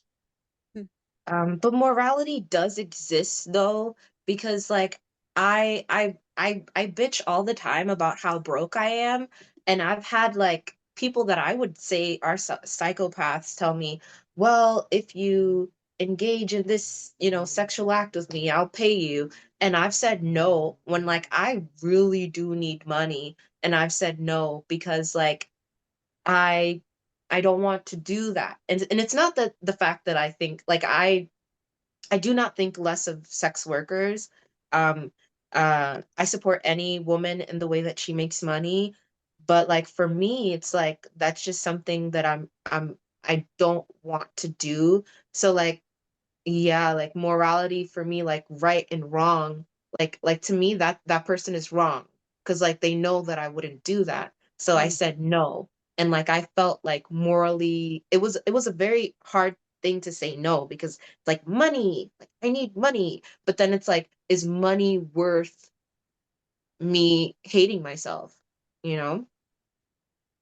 Morality does play a part in decision making. I think it does. Because nobody knew. Like I could do something like that and nobody would know. I would just not tell anyone. That's what I'm thinking. I'm like, well, could you not just do it, and then you don't have to tell anyone. Like But I that's would just know. like I mean, again, I'm very like you seem very like morally like rigid, and Yeah. I mean, there's certain there are things about myself that I won't sacrifice. It's like I have a code, like going back to chivalry. I won't sacrifice that for anything.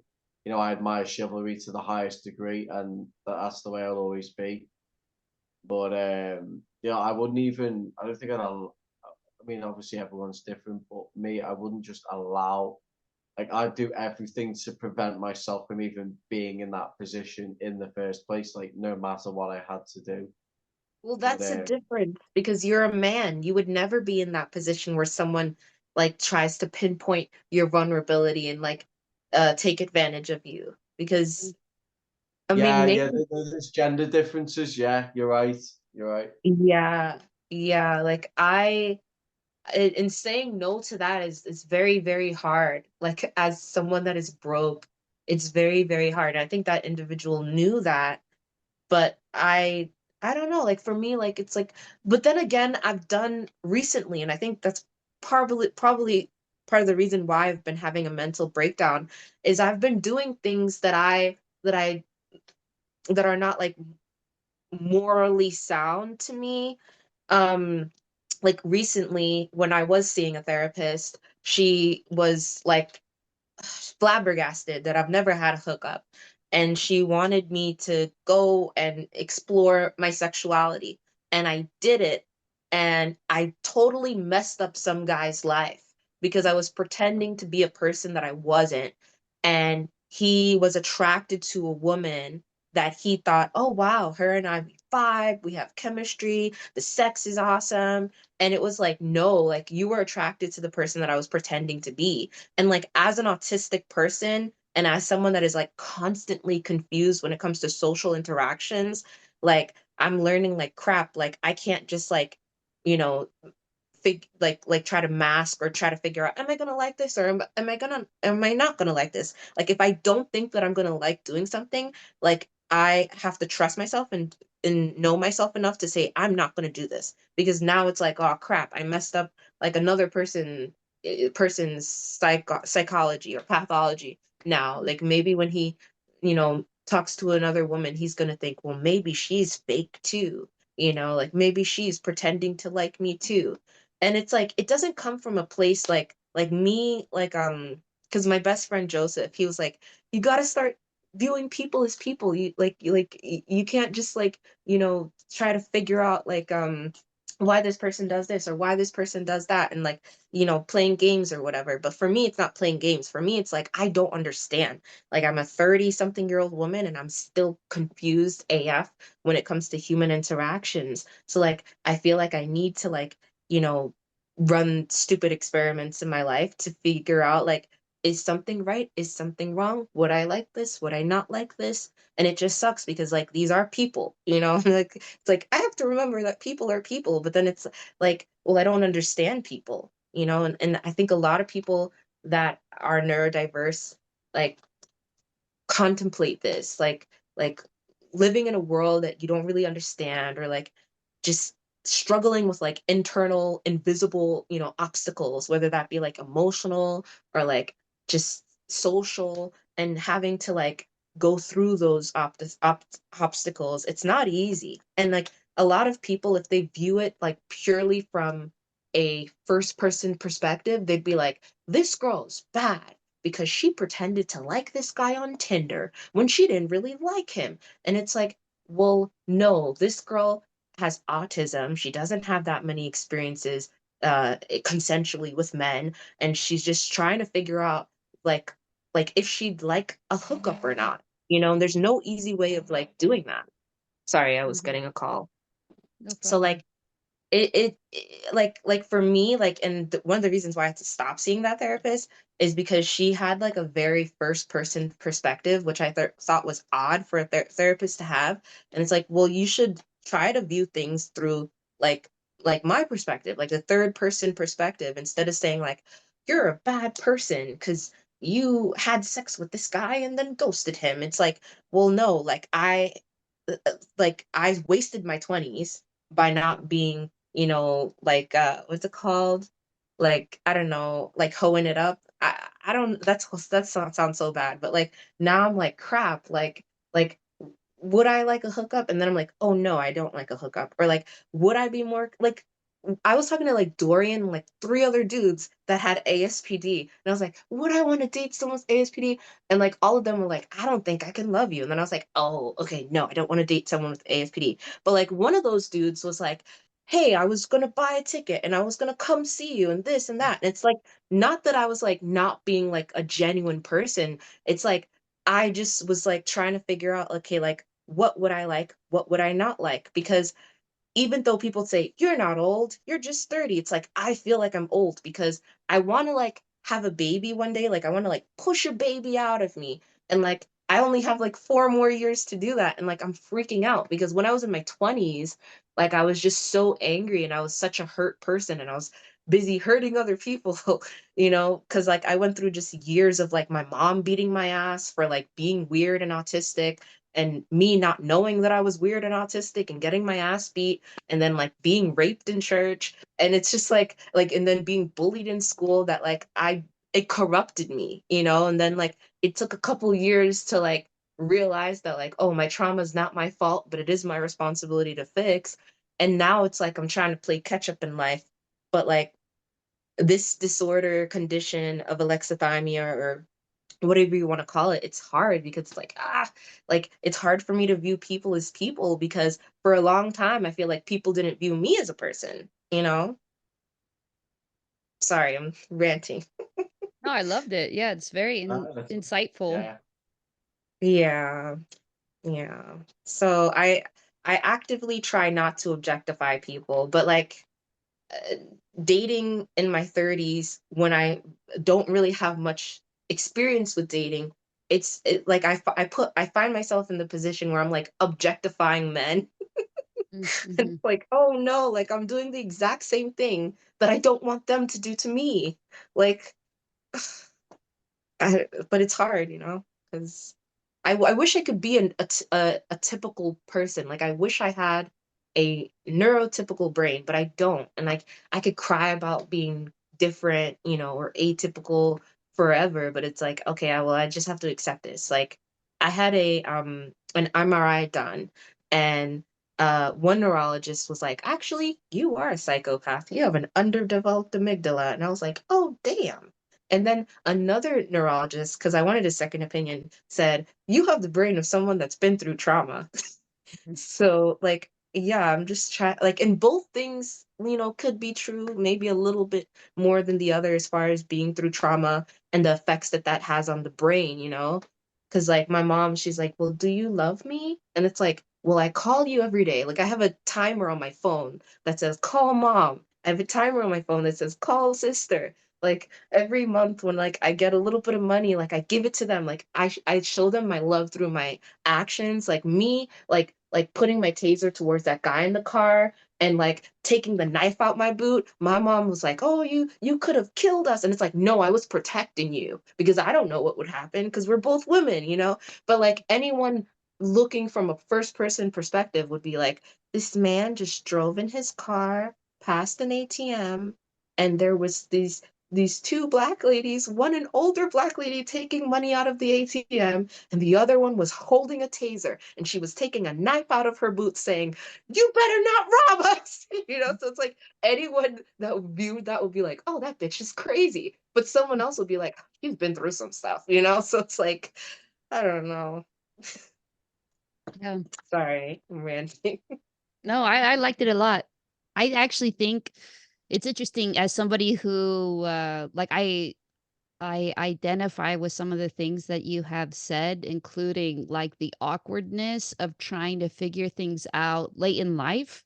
Later, Mhm. let's say later in life, than you would have been able to figure it out if you were neurotypical. So I remember, in therapy when I was figuring out like my own feelings. They were so weird to me. I was like crying something more and then being like, why am I like crying? It doesn't make sense. And it seems like juvenile a little bit to other people. And I think it can kind of seem a little self centered to other people that you're like so kind of focused on learning your own self, learning the things that you want, learning the things that you don't want. And I identify with those things. I think that that is, I have thought of it as like a late kind of emotional puberty for myself. That's how bad it's been, and that's how long it lasted too, was like 3 years of going through like a particular period of just feeling like I everything was a little bit messier than I was used to, emotionally messier and relationship messier too. I'd say stuff that I regretted, I would do stuff that I regretted, and I think that making mistakes like that, we have a lot of charity, I think, as a society for like when children do it, but adults sometimes need to learn too. And Yeah. sometimes they need to learn the lesson that they should have learned as a child, and they didn't. And so I think if we have charity for the adults when they're going through that, for anybody who's going through that, trying to figure things out, it's not like you can just figure it out perfectly the first time. And so I had like a lot of grace for my own self for the mistakes that I made, and was just quick to say sorry, like, "Hey, I'm sorry. I don't even know if I would do anything differently, but I'm sorry for what happened and I'm sorry if I hurt you." Yeah, yeah. I can completely relate to that because there's times where I have like a delayed emotional response to something like Mhm. that would happen like a day ago or a week ago, a year ago, and then I sit there and I think about it and I'm like, this is making me angry. But at the time, like I didn't respond. Like I was like, I don't care. Like and now I'm like, I care and I'm angry, you know? So it's like that delayed emotional response. And then if something traumatic happens on top of that, like, then it's like everything that happened all at once, and then you're crying and you're like, "Why am I crying?" Like, like I've had situations like that too. Um, yeah, and I think it does come from like childhood, like growing up with like my mom was a single mom and she had a few jobs and she didn't have time to like figure out like what was going on with me or my sister. And my sister was a my sister is, because she's still alive, a neurotypical person. So like even she, like after I told her what happened to me in that church, she was like, why didn't you stay away from him? He was creepy. And I was like, you were 6 years old and you were able to identify that somebody was creepy and to stay Yeah. away from them. Like I was like 9 years old, but in my mind, I was probably like 3 or 4, because I wasn't emotionally developed. Like maybe I had the IQ of a 9-year-old, but I had the EQ of maybe like a 3-year-old. And like Right. Okay. that. Hmm? Yeah. Yeah. No, that do you know what that reminds me, the thing that you said about crying, Jamie. I was going to mention it on the last episode, and I forgot. But the so I I was thinking about, so I've only ever been emotionally bonded to one person in my life. And one night I was sat in here thinking about them. I haven't spoken to her in maybe a year, over a year. It's been more than a year. And you know, they're out of my life for good now, for the better. But I was thinking about them, and so crying with me, it's kind of like an allergic reaction. You know, you have all the, like, you have the physical symptoms, like the shortness of breath, and like I can't cry properly. So you know that moments where you're crying and it starts to go to your gut. It's like there's like a bit of a roadblock there, so to speak. And but I had like the blocked nose. This wasn't like I think what people call like sexy crying, like it was ugly. It was like ugly, blocked nose. You know, I was properly crying. Well, trying to. It was like my soul wanted to cry, but my body wouldn't allow it, if that makes sense. And that was several months ago now. But as soon as it was done, it was literally like I had like a bee sting or something. It was like as soon as it was over with, it wasn't like this. It wasn't a sad experience. If that makes sense, like I wasn't sad when I was doing it. I mean, maybe I think if I was not attached to it at all because it didn't feel sad. Maybe my body was sad. I'm not sure, but and then as soon as it was over, I was thinking like, right, I need to wipe my eyes so I can see. I need to blow my nose so I can breathe. And it was like taking care of like a wound on it, like like a war wound or something. It was like, right, I need to do this and that to repair myself back to normal. And then once I'd done that, I went back to being normal, excuse me, and doing what I was doing. And but that's the one experience I've had of crying in recent years. Um, Really But weird. that's I didn't even realize. amazing. Yeah, good for Sorry. you, Dorian. Yeah. Well, Yeah, I like that's can't. amazing that you're able to cry and amazing that you're able to emotionally bond to another human being. I was, but it didn't end so well. I'll say that much. Um, I mean, this was when I was 16. Like I said, I'm a couple of weeks shy of turning 24 now, more or less. But but now, like, I'm not even emotionally bonded to my own child. I care for him in my own way. You know, I'll guard him with my life. But there's things like when he's upset and he cries, I don't feel upset at all whatsoever. But because I care about him cognitively, I will immediately do. I'll be the father that he, excuse me again, that he deserves. But Mhm. in this one in particular instance, yeah, it was again, it was like I was trying to cry, but I couldn't quite do it. It's like I can't get the gut feeling to cry, if that makes sense. Wait, so you were forcing a cry out? Well, kind of, but it was also involuntary. It's a really it's a you'd have to have been there to understand fully.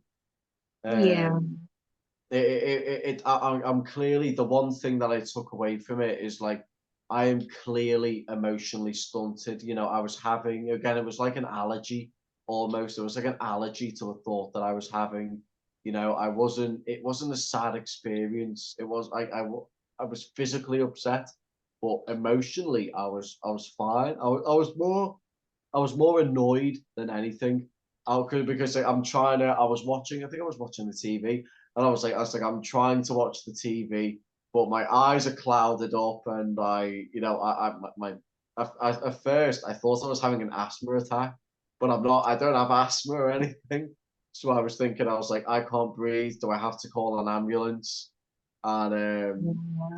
and then my eyes were getting watery, and I was like, oh no, wait. I was like, I'm crying. Why am I? I was like, am I crying because I'm thinking about this person?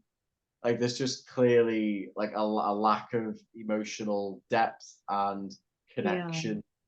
But that's not what a normal person goes through. But that's the one. I have it written down here, so I will write down things. I was supposed to write it down last time. You probably can't even read that, but I realized last time we filmed, I was like, oh, I didn't mention that weird crying thing that happened. But now I've mentioned it, so that's good. I think when you get older, and it sounds weird, I think you will be able to one day, mourn the loss of that person that you loved. And there's a saying, and I'm probably gonna butcher it, but it goes, it's better to have loved and lost than to never have loved at all. Yeah, yeah, And no. So I had that experience, but before that, like a year before that, I was able to mourn the loss of that person. It lasted. I mean, it literally lasted. I think I tried to count in my head about 6 seconds, but that was somewhat intense, but very quick. This was somebody who had wronged me, shall we say, and I confronted them with what they did. And I know that was probably traumatizing for them, but I don't really care. I mean, yeah, so as far as that goes, but being in touch with my emotions, will I ever be capable of that? No, no, I don't I think I will. But I I don't I hold hate that you're any. saying no, because when you say no, and I know I shouldn't like take this personally, but like because we have similar condition, it makes me feel like, oh, well, because I've never been in love. Like I've never been in this romantic love that people talk about, and I have tried. Like when I'm like I get obsessed and I get clingy, and like I clinged on to Michael and I was trying so hard, and I couldn't feel it, but I wanted to. So like I think you shouldn't downplay like what you felt for that person, because that was like real. And even being able to mourn them, like that is an amazing thing, because like I have never been able to like properly mourn anyone. Like it's like, oh crap, my grandfather's dead, my grandmother's dead, that sucks. But like I wish I could just like, cry over it and like mourn them. So like the fact Well, that you were able to like love and mourn is a big deal. see, to me, it's not. I don't hold any value to it, but like my nan, it was my nan, my grandmother on my father's side. I never had to mourn her. She was, I went to the funeral. I read a eulogy for her, and I was only like 11 years old. And I didn't shed a single tear. I valued her highly. She was a Jehovah's Witness, very godly lady. I have a photo Mm. of her before she was handicapped in a wheelchair. I have a photo of her on my like blue tack to my wardrobe. Her name was Linda, and I only have the greatest memories of her. But I never had to. I've had two funerals for my grandmothers on both sides of my family, and I never shed a single tear at either of them. But they were great. They were great people. My nan on my mother's side was a Catholic. She was because my mother's French, so half of my family are in France, and she had lots of little statuettes around her house, around her flat of the Virgin Mary. Again, always very modest. Full of laughter and fun and Yeah. joy and all these things. But I never had to shed a single tear for them because I was never emotionally bonded to them. But But you have loved and lost before, right? Like you love someone, you lost them. kind of only the once. Okay, one. But in my own little way.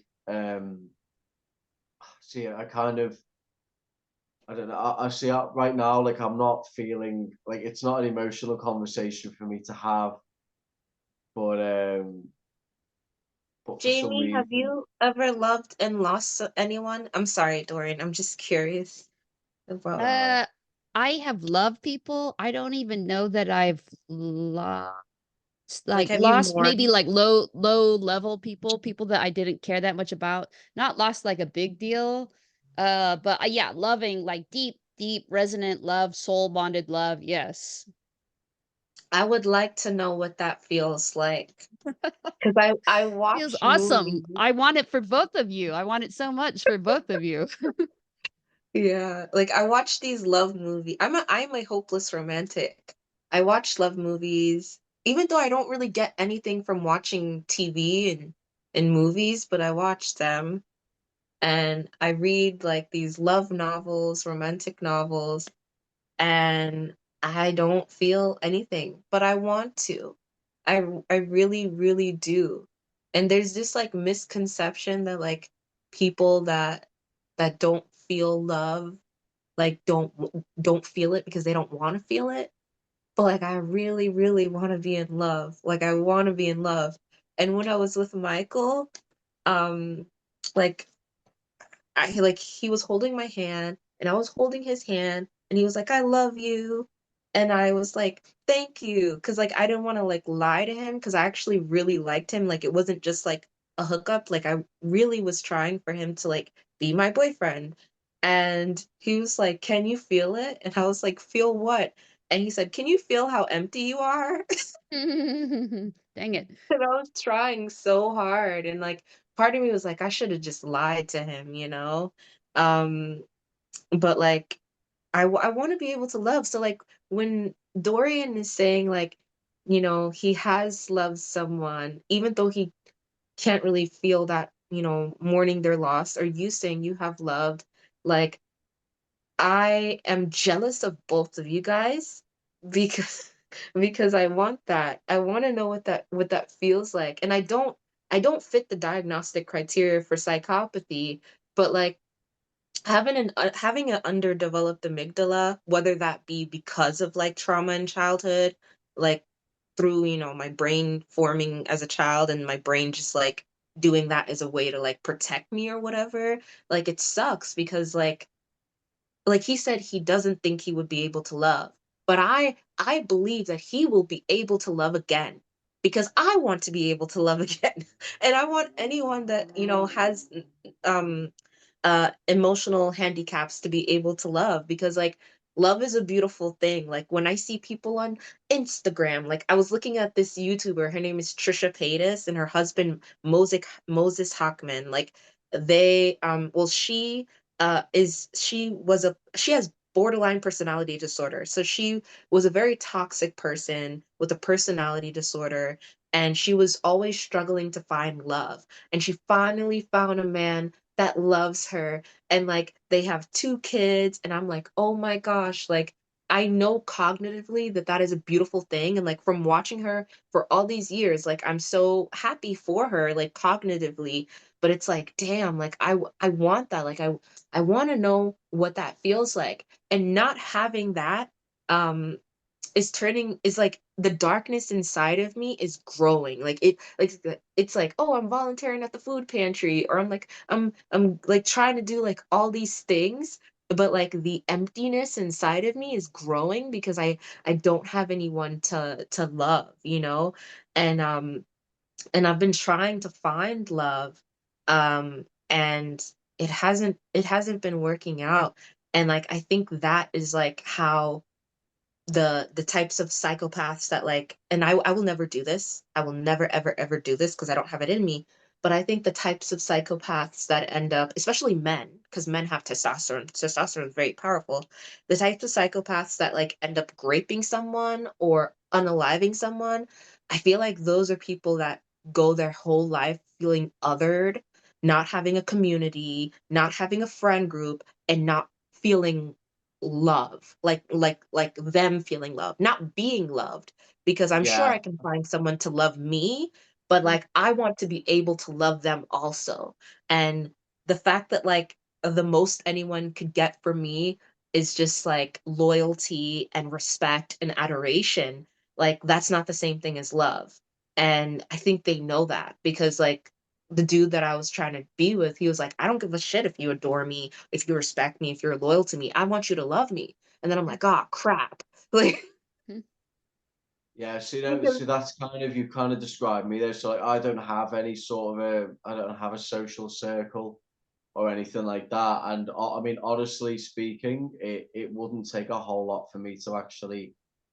I mean, like I've said before, like I've there was one time where I actually I got into a fight well, I got into an altercation with somebody, and I actually thought I had killed them, and I examined the situation, and I ended up, they lived, by the way, they're alive. that's um good. but I knocked I knocked a man out in his own flat once, and he was a regularly drunkard. So I look he hit his head off a steel radiator, and well he just like, he didn't move at all, and I just looked at his body, and I thought, yeah, I've killed him. So I looked around, and he had quite a few empty like vodka bottles and wine bottles, and I thought, an old man falls over, he's got alcohol in his system, he hits his head, he dies. It's not really anything to raise your eyebrows at, is it? So I just wiped my fingerprints from the light switch and the door handle, from everything that I touched, and I calmly, because I had keys to the flat at the time, so I just let myself out. There was no signs of break-in, no CCTV, and I actually thought that I'd gotten away with murder, so, or manslaughter technically.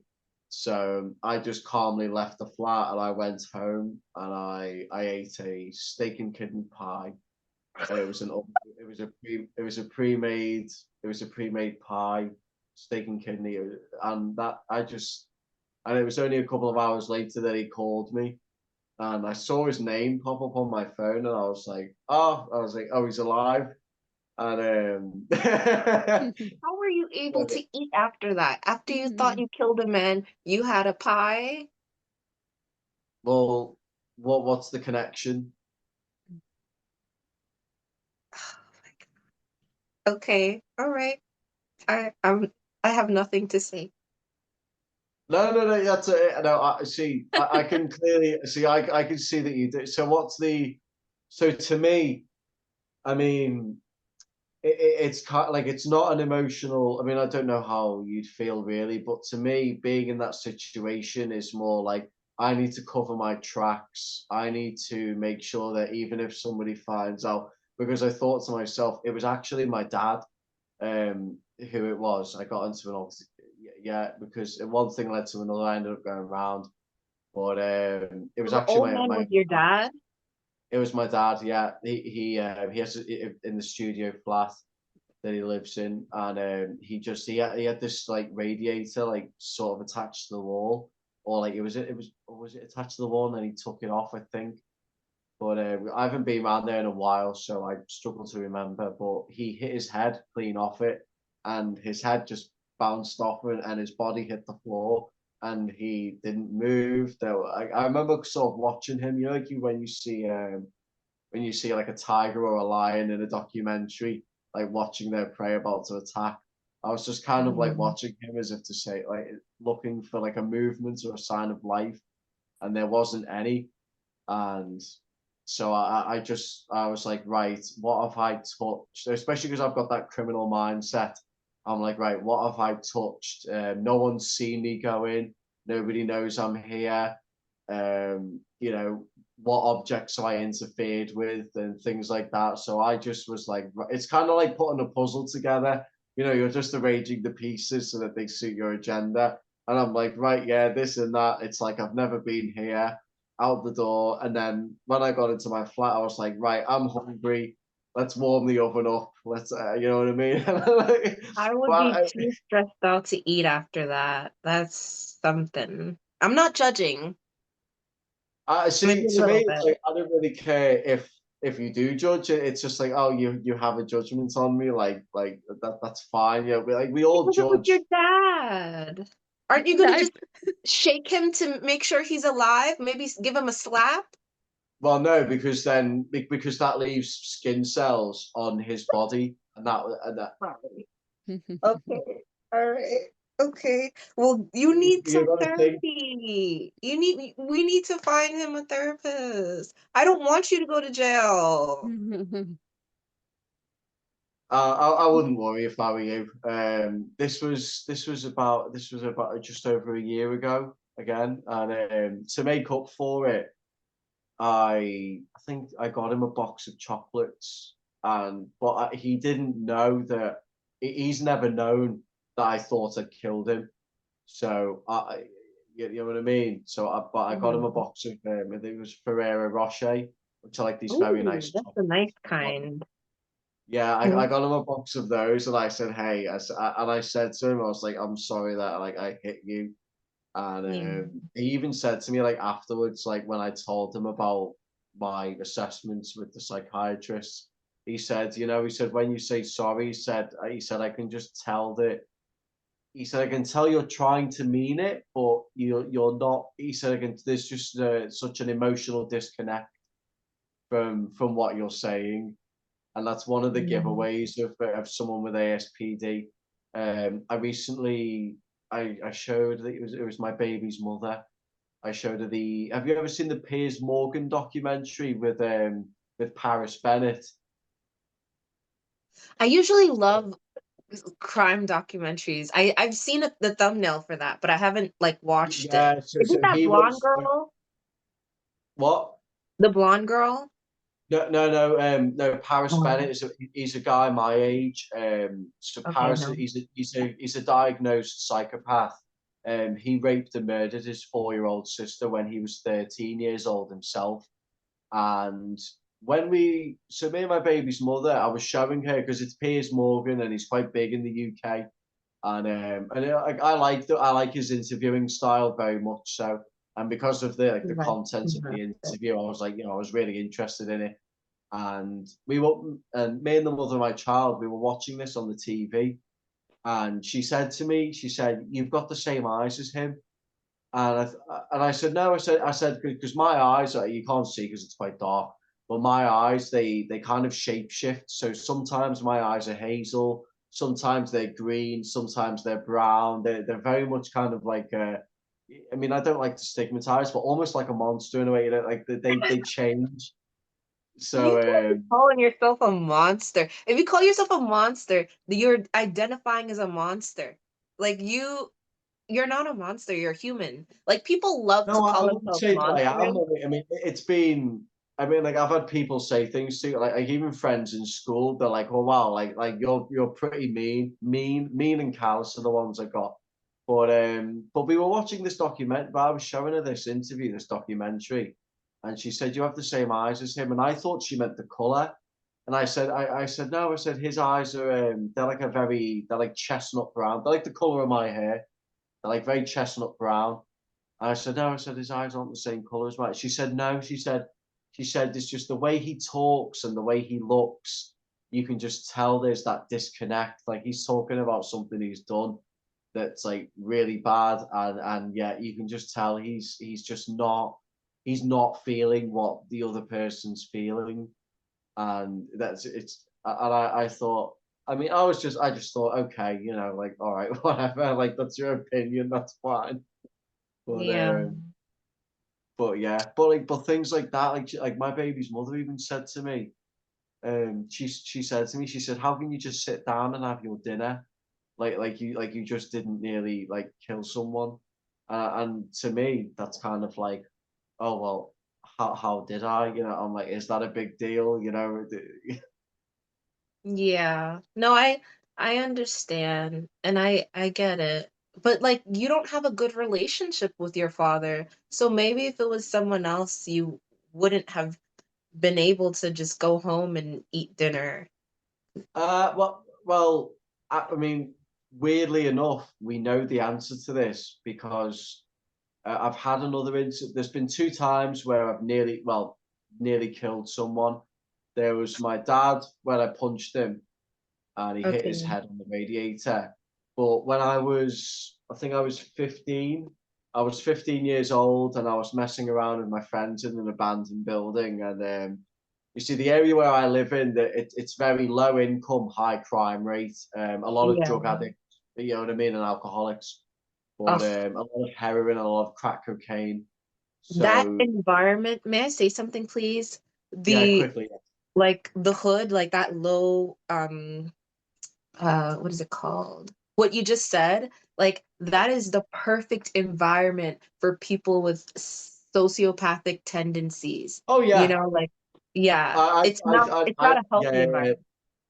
Yeah, no, I didn't just survive. I thrived. And like it was, you know, I mean, my best friends, you know, as I had 2 of them as a kid, and you know, they said certain things to me, you know, but this other thing. So me and these 2 mates of mine, we were messing around in an abandoned building, and we used to always carry. We found this big. It was like a big charity shop that had been abandoned, and it's still abandoned now to this day, but we got into it through the back, and we made it like our second home. Like it was like, you know, because the fire alarms are disconnected, so you could sit in there smoking weed or, you know, drinking whatever, and it was kind of our like second home away from home. And one day, one of my mates thought it would be funny to block. I was trying to get into a room that they were in, and she blocked the door behind me, and and I was getting really annoyed because I just wanted to go through and see them, and I had this axe like with me, and I said, let me in now, because I'm not playing about. I said, just let me in, and because she'd been blocking the door, it'd been going on for a couple of minutes, and I ended up getting so angry that I grabbed the axe and I swung it back, and I just swung it right forward into the door. And I knew that she was stood on the other side of the door, but I just didn't really care. And you know, she screamed, and my other mates, they let out this like shriek almost, and and we actually, because I saw the door had like a little square window in it, so you could kind of see through it, but you couldn't fully. And I saw where Mhm. the axe went, like right next to her head.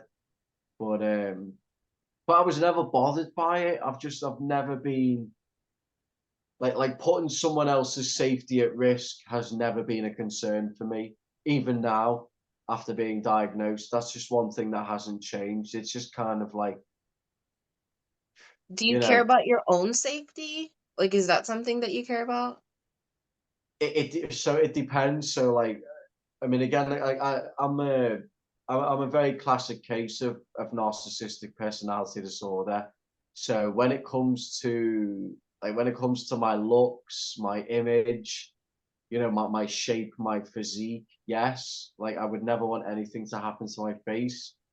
But but but like but again, I'm a hypocrite when it comes to that, because like when I was like, I've done things before. Like I got like once when I was 14, I got a pack of bulls to chase me intentionally across a field. And you know what do people look like after they've been trampled by a stampede of bulls? You know, they don't look very great. But so like I care about my looks with the narcissist. I mean, and to a degree, the psychopath as well. In my experience, it's all about the exterior. It's the inside. Like I don't really think about what's going on inside. It's not on my radar. Like I don't really hold any weight to it. It's just that's Mhm. just the way I am. It's all about the appearance and the grandiosity. Before we sort of started recording, I was like, which tie shall I wear? And I was like, oh no, I prefer this tie because I'm, I could you know what I barely see mean? you though. I can't really see your tie or anything. Because Yeah, it's dark. I'm in the dark at the Uh, moment because it's Halloween. It's coming up to Halloween, so I'm being spooky. Very spooky. okay. I, Yeah. I'm going Well, to go ahead, Cassie. well, that was a lot. And I like for me personally, like the only like if I were to be in a situation where like I didn't care if I harmed someone, it would probably be like someone on the what's it called? Someone on the sex offenders list or whatever. You know, Yeah. like I don't know, like I don't think I have it in me to like actually harm someone. And recently, the only time I ever harmed anyone recently was like if they were trying to harm me. Um Self-defense. Yeah. self-defense, yes.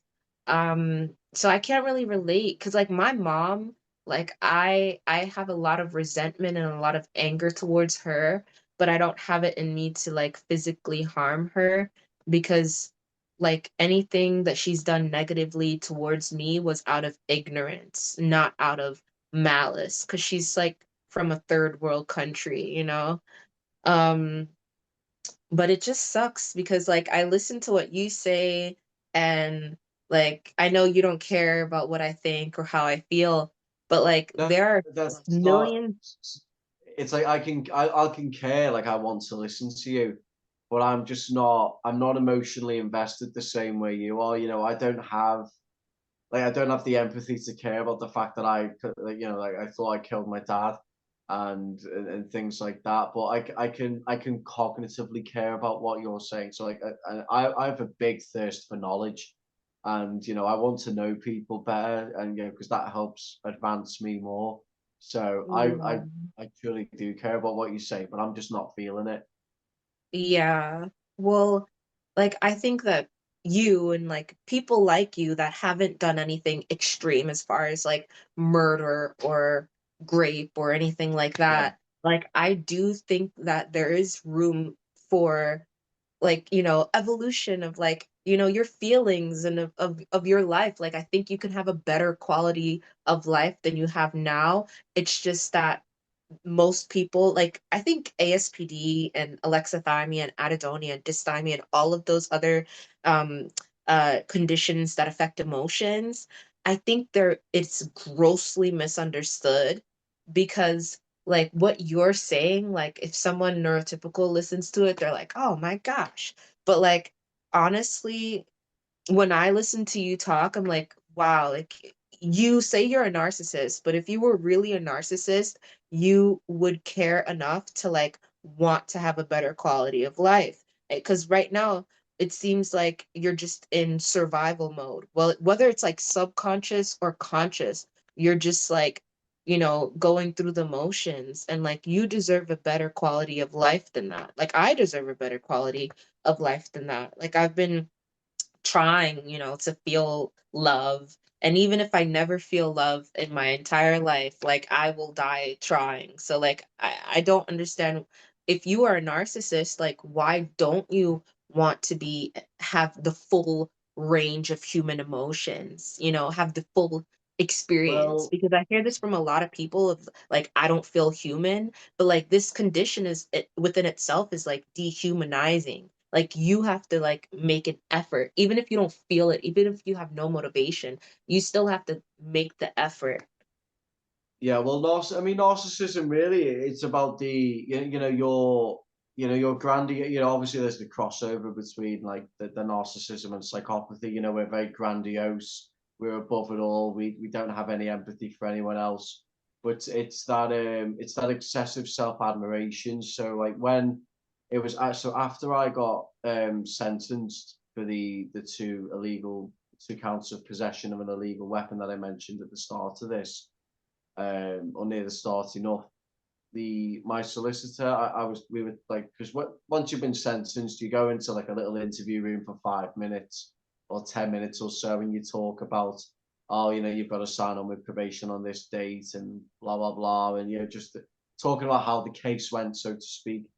And we were talking about because I got asked at the start, like when I was entering my plea months before, she said to me, "Is there anything that you don't want the judge to find out?" And I said, "Yeah." I said, "I don't want them to access my medical records, which they can do through probation." I said I don't want them to access my medical records because I'm diagnosed with antisocial personality disorder. And as soon as I said that, she nodded her head and she was like, "Yeah, right, yeah, we can't have that." And she said as well, because she knew me beforehand from like previous criminal cases, and she said, "Yeah, I'm not surprised." She said, "You know, you've got all the signs." And but I said to her, I said, "You know," I said my baby's mother the other day, I said, she said to me that I'm I said, she said that I act arrogant, but that I don't see it. And she did a little thing. She went, well, she said, you know, you are quite full of yourself sometimes, but which I mean, I personally I don't like, because I do have a very I like manners and things like that, so I don't mean to come across as arrogant, but I've been told like by people that it comes out, and one of the traits of NPD is arrogant and haughty behaviors. I think it's listed here, but you know, there's the impaired empathy. I'm reading off the DSM-5 here now. Mm-hmm. Largely superficial relationships. You know, the identity is all about you know, appraisal, inflated ego. Um, Mm-hmm. there's But some what I emotional. mean, like, with what I was saying earlier, is that like you're a father, right? Like if you were Yeah, truly narcissistic and loved and respected yourself, then like wouldn't you have empathy for yourself enough to like want to have a full life instead of just saying, I'll probably go to jail. Like you're 23, like why are you just accepting the fact that you'll probably spend time in jail? well, I mean, well, I don't really have any empathy for myself. I mean, yeah, I don't really know what that is. That it's kind of like talking Chinese to me. You know, if I don't have empathy for, I mean, yeah, empathy to me, it's a weird thing to talk about. You know, things like love as well. It's kind of a hard one to even really try and discuss or mask in a way. You know, I have, yeah, again, it's all about the exterior. You know, empathy is like you know, it's an emotional thing that people do, and Mm. that doesn't really sit right with me. I mean, everyone's different, but Hmm. Well, yeah, I'm not I really the one to talk I about that with.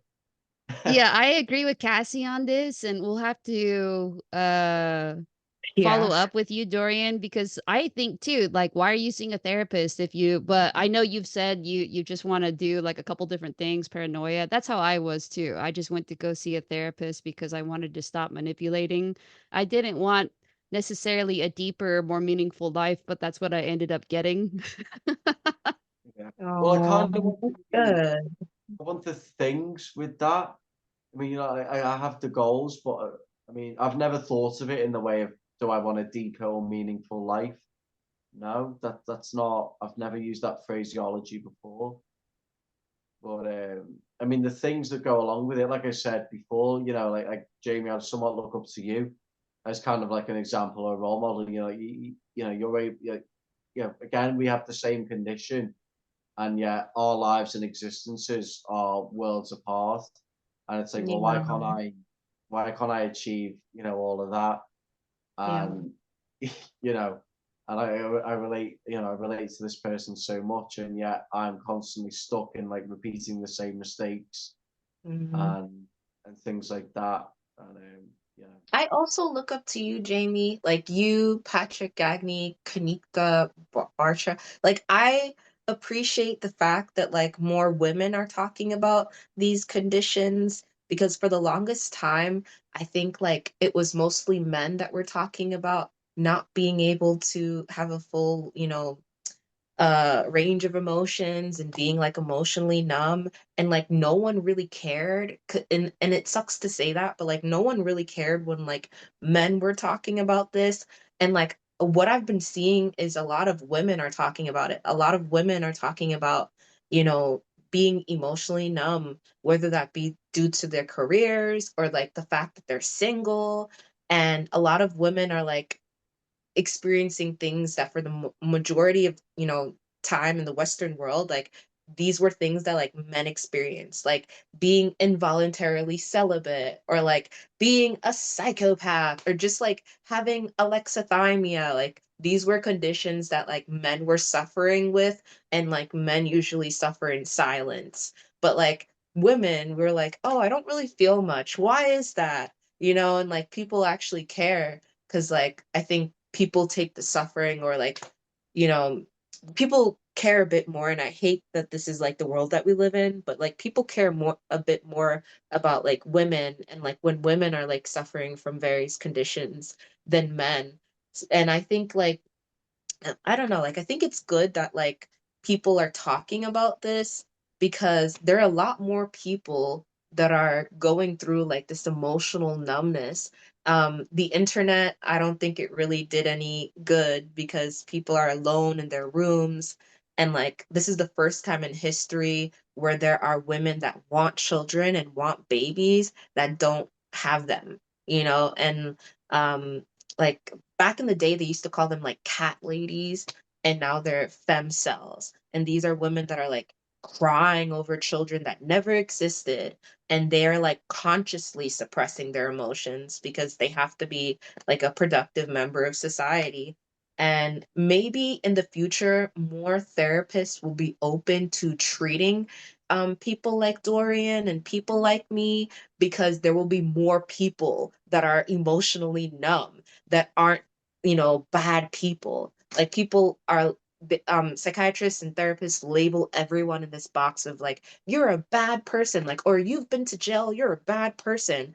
And like, I think the more Patrick Gagneys and the more Jamies and the more Cassies that come out and say like, I don't really feel much of anything, the more therapists there will be to like help people like Dorian. And it sucks that like women have to suffer for there to be like help for everyone that is like dealing with these conditions.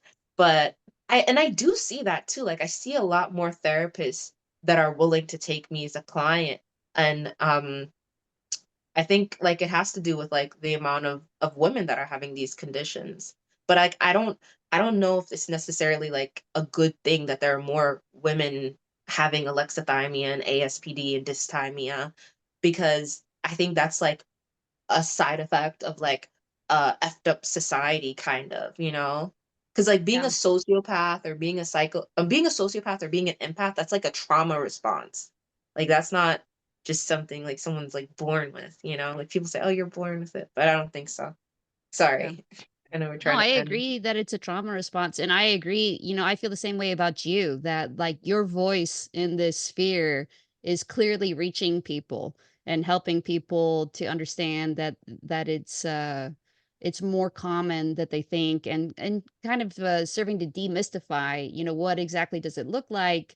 And Dorian too, Dorian has his own experience, like, thank you, Dorian, for sharing about like not being able to find a therapist and everything else that you share about, because I think people are not aware that this is kind of what's going on, and so it's just good to kind of make people more aware. I do have Not I aware. Not at yeah, all. They're not aware of the amount of people that are masking, that are masking is a barely big holding thing. on. Yeah, Yeah. even if they don't have a diagnosis, or if they do have a diagnosis, I just feel like the masking is a huge issue. So I really appreciated you talking about Yeah. that, masking that you have to fall asleep is crazy. Yeah, and I'm grateful for this Zoom call, because I actually turned down like a thingy with somebody that's like really thingy, because I was like, too many people are recognizing me. But you know what? I'm gonna start making more YouTube videos, and I'm gonna go on TikTok and Instagram again, because I want to help people like Dorian. I want to help young people and women, and even, white dudes, because like I was a little angry. I was like, ew, white dudes are relating to my content. But you know what? Like everybody is suffering, and I shouldn't think that like someone's life is better than mine just because they're a man and they're Caucasian. Yeah. Yeah. Yeah. I have a kind of a closing experiment that I would like to invite you to try, both of you, and then feel free to say no. But I did it in June, and maybe I've like mentioned it there's something called Feldenkrais. It's like Feldenkrais, Feldenkrais. It's a type of movement. It's kind of like yoga, and like, part of the after I did it for, like, maybe just, like, 2 little 30-minute, 45-minute sessions, I just felt really a lot more aware of my body, like, I felt I was like and she would say this too during the class, like, "Do you feel the independent movement of your pelvis?" And I was like, "Wow, I really do feel the independent The movement of my independent pelvis." movement Yeah. of your Tell you what, pelvis. Yeah, send in a Dorian weird way, and then when I walked afterwards, I was like, I feel my body, like, more intimately and better than I have before. I thought it was an interesting exercise. You both have kind of mentioned, sometimes, not Dissociation. yeah, like, not when you have an emotional experience, maybe you don't recognize it until days later when you're angry about it, right? Or Dorian, why am I crying? And I wonder if Feldenkrais is, I mean, because it's not like a therapy, like a psychological therapy, but I just found it like was so good for helping me to become more aware of just everything that was happening to Jamie, you know? So I'd be Um, curious. I'll invite you. I think it's just you can find YouTube or whatever. Just give it like maybe a try or 2 tries or something. See, I'd be really curious to see what your experience is of Feldenkrais. The musicians use it a lot because it's kind of about using your body efficiently and using your body in ways that don't hurt your body. So kind of like coming from a yeah. place of like authenticity and body movement. Um, And so like musicians get like repetitive stress injury from like forcing it or something. So it's really about just kind of allowing the body to kind of guide you about the movement that feels best for it. But I think mhm, it would be interesting to hear your thoughts about that. And Cassie, we kind of like bumped off this earlier, but when your sister was like, "You should have known that guy was a creep," I think it's so weird that society knows that there are like these known predators that like show up at church or whatever, and they're doing mhm. like so little to protect children from these people. It's like they prioritize the predator above the children, and I'm so sorry that that happened to you. Yeah. Like that, and that's the thing though. Like I say, "Oh, I'm over it. Like it's fine." 'Cause like at the time when it was happening, I was like imagining that it's happening to somebody else. So like while I was being abused, I was thinking I'm not being abused. This is happening to somebody else. And now knowing that like that had a effect, like a physical effect on my brain, like suppressing those feelings of shame or suppressing like what was happening to me to not let it get to me. Cause like I went to group therapy like after being diagnosed with ASPD, and listening to other women that have been through, because it wasn't just like penis and vagina rape. Like this person did some dehumanizing, like really horrible things to me.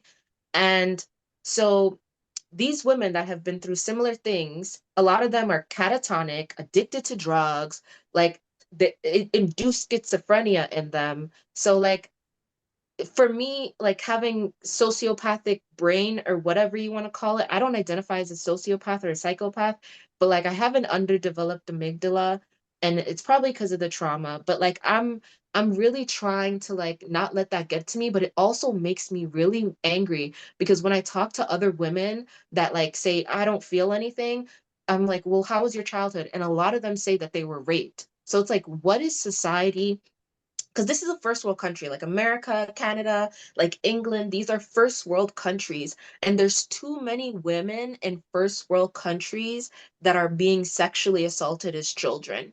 And men too. Because, like, I don't want to ignore that. Because some of the emails that I get are from dudes that are like, yeah, like, I'm like this because this happened to me. And I'm like, what is society doing to, like, catch these pedophile, like I know I shouldn't say the word because it's going to get the video demonetized, but like these predators that are hurting children, because it's like it's messing us up. And like from talking to like predators that have gotten out of jail and done their time and are remorseful of what they've done, it seems like a cycle. It's like a hurt person then hurting other people, and it's this cycle of just like people being raped then becoming rapists. And like what is being done? I'm not, when I say I'm known, like it's only in my neighborhood or anybody that's seen the few interviews that I did. Like nobody really knows me like that. So for this many people to be contacting me with like similar stories that don't know each other, like something is wrong in society, and like people need to figure out why the hell are there so many pedophiles messing up kids, because these kids turn into adults, and then these adults are addicted to drugs or turn into psychopaths or turn into rapists. And it's like, what is being done to like protect children, because these children turn into adults that either suppress their emotions or hurt other people. And it's sometimes it's not even that bad, like people being sexually assaulted. Sometimes it's just like a parent that has a cluster B personality disorder, or sometimes in school they go through something traumatic in school or whatever it is. And like I bet you like an adult sees that kid going through something. Because when I was in second grade, I had a teacher and she was like, "Are you okay? Are you okay?" And I used to lie and I used to be like, "I'm fine. Everything's good." And she never like dug deeper. Like, and I was just lying, protecting myself. I used to make up stories. Oh, yeah, this weekend on Sunday, blah, blah, blah. Like, I used to be like pretending like my life was so hunky dory and happy. And like my teacher, she knew something was wrong. She obviously knew something was wrong. And she never called CPS, like ever. So Yeah. I don't know. And then, what are the teachers supposed to do? They're humans, but now the teachers are becoming emotionally numb. So you got nurses that are dead inside, teachers that are dead inside. Like these are people that have careers that like are part of the infrastructure of society. And like some of them message me and they're like, email me and they're like, "I'm dead inside. You're not the only one." And I like, is that supposed to make me feel good that there's like other people that's just like dead inside? Like that doesn't make me feel good. Like it pisses me off, and I don't know how to talk about it in a way that like where I could actually do something, because I'm like, I'm not a politician, I'm nobody. I'm mentally ill myself. And these are people that are productive members of society, that if they went into a hospital and spoke to a psychiatrist, that psychiatrist would diagnose them with ASPD. So it's like, they say it's 4% of the population. It's not 4% of the population, because there's too many people that are saying that they're victims of sociopaths and psychopaths, and it's probably like, I don't even know what percent, but it's messed up. And all I could do is make videos online and try to bring awareness about it. But it's messed up. It's messed up that psychiatrists are not trained in trauma therapy. It's messed up that they discriminate towards people that are emotionally handicapped, because those people are going to grow up and they're going to either rape or kill or fuck up people's lives. And I guess like the American Psychiatric Association is just fine with that. They're just like, "Oh, because it's not profitable. Because that talk therapy is not profitable. Like, you can't really give anyone medication for them to like open their neural pathways or like feel empathy. Like, you need to do intensive talk therapy, and that there's no money in that. So they're just like, oh, these people can't be helped." But it's like they should really be like, "Oh, it's not profitable, so we're not gonna help them because it's not profitable."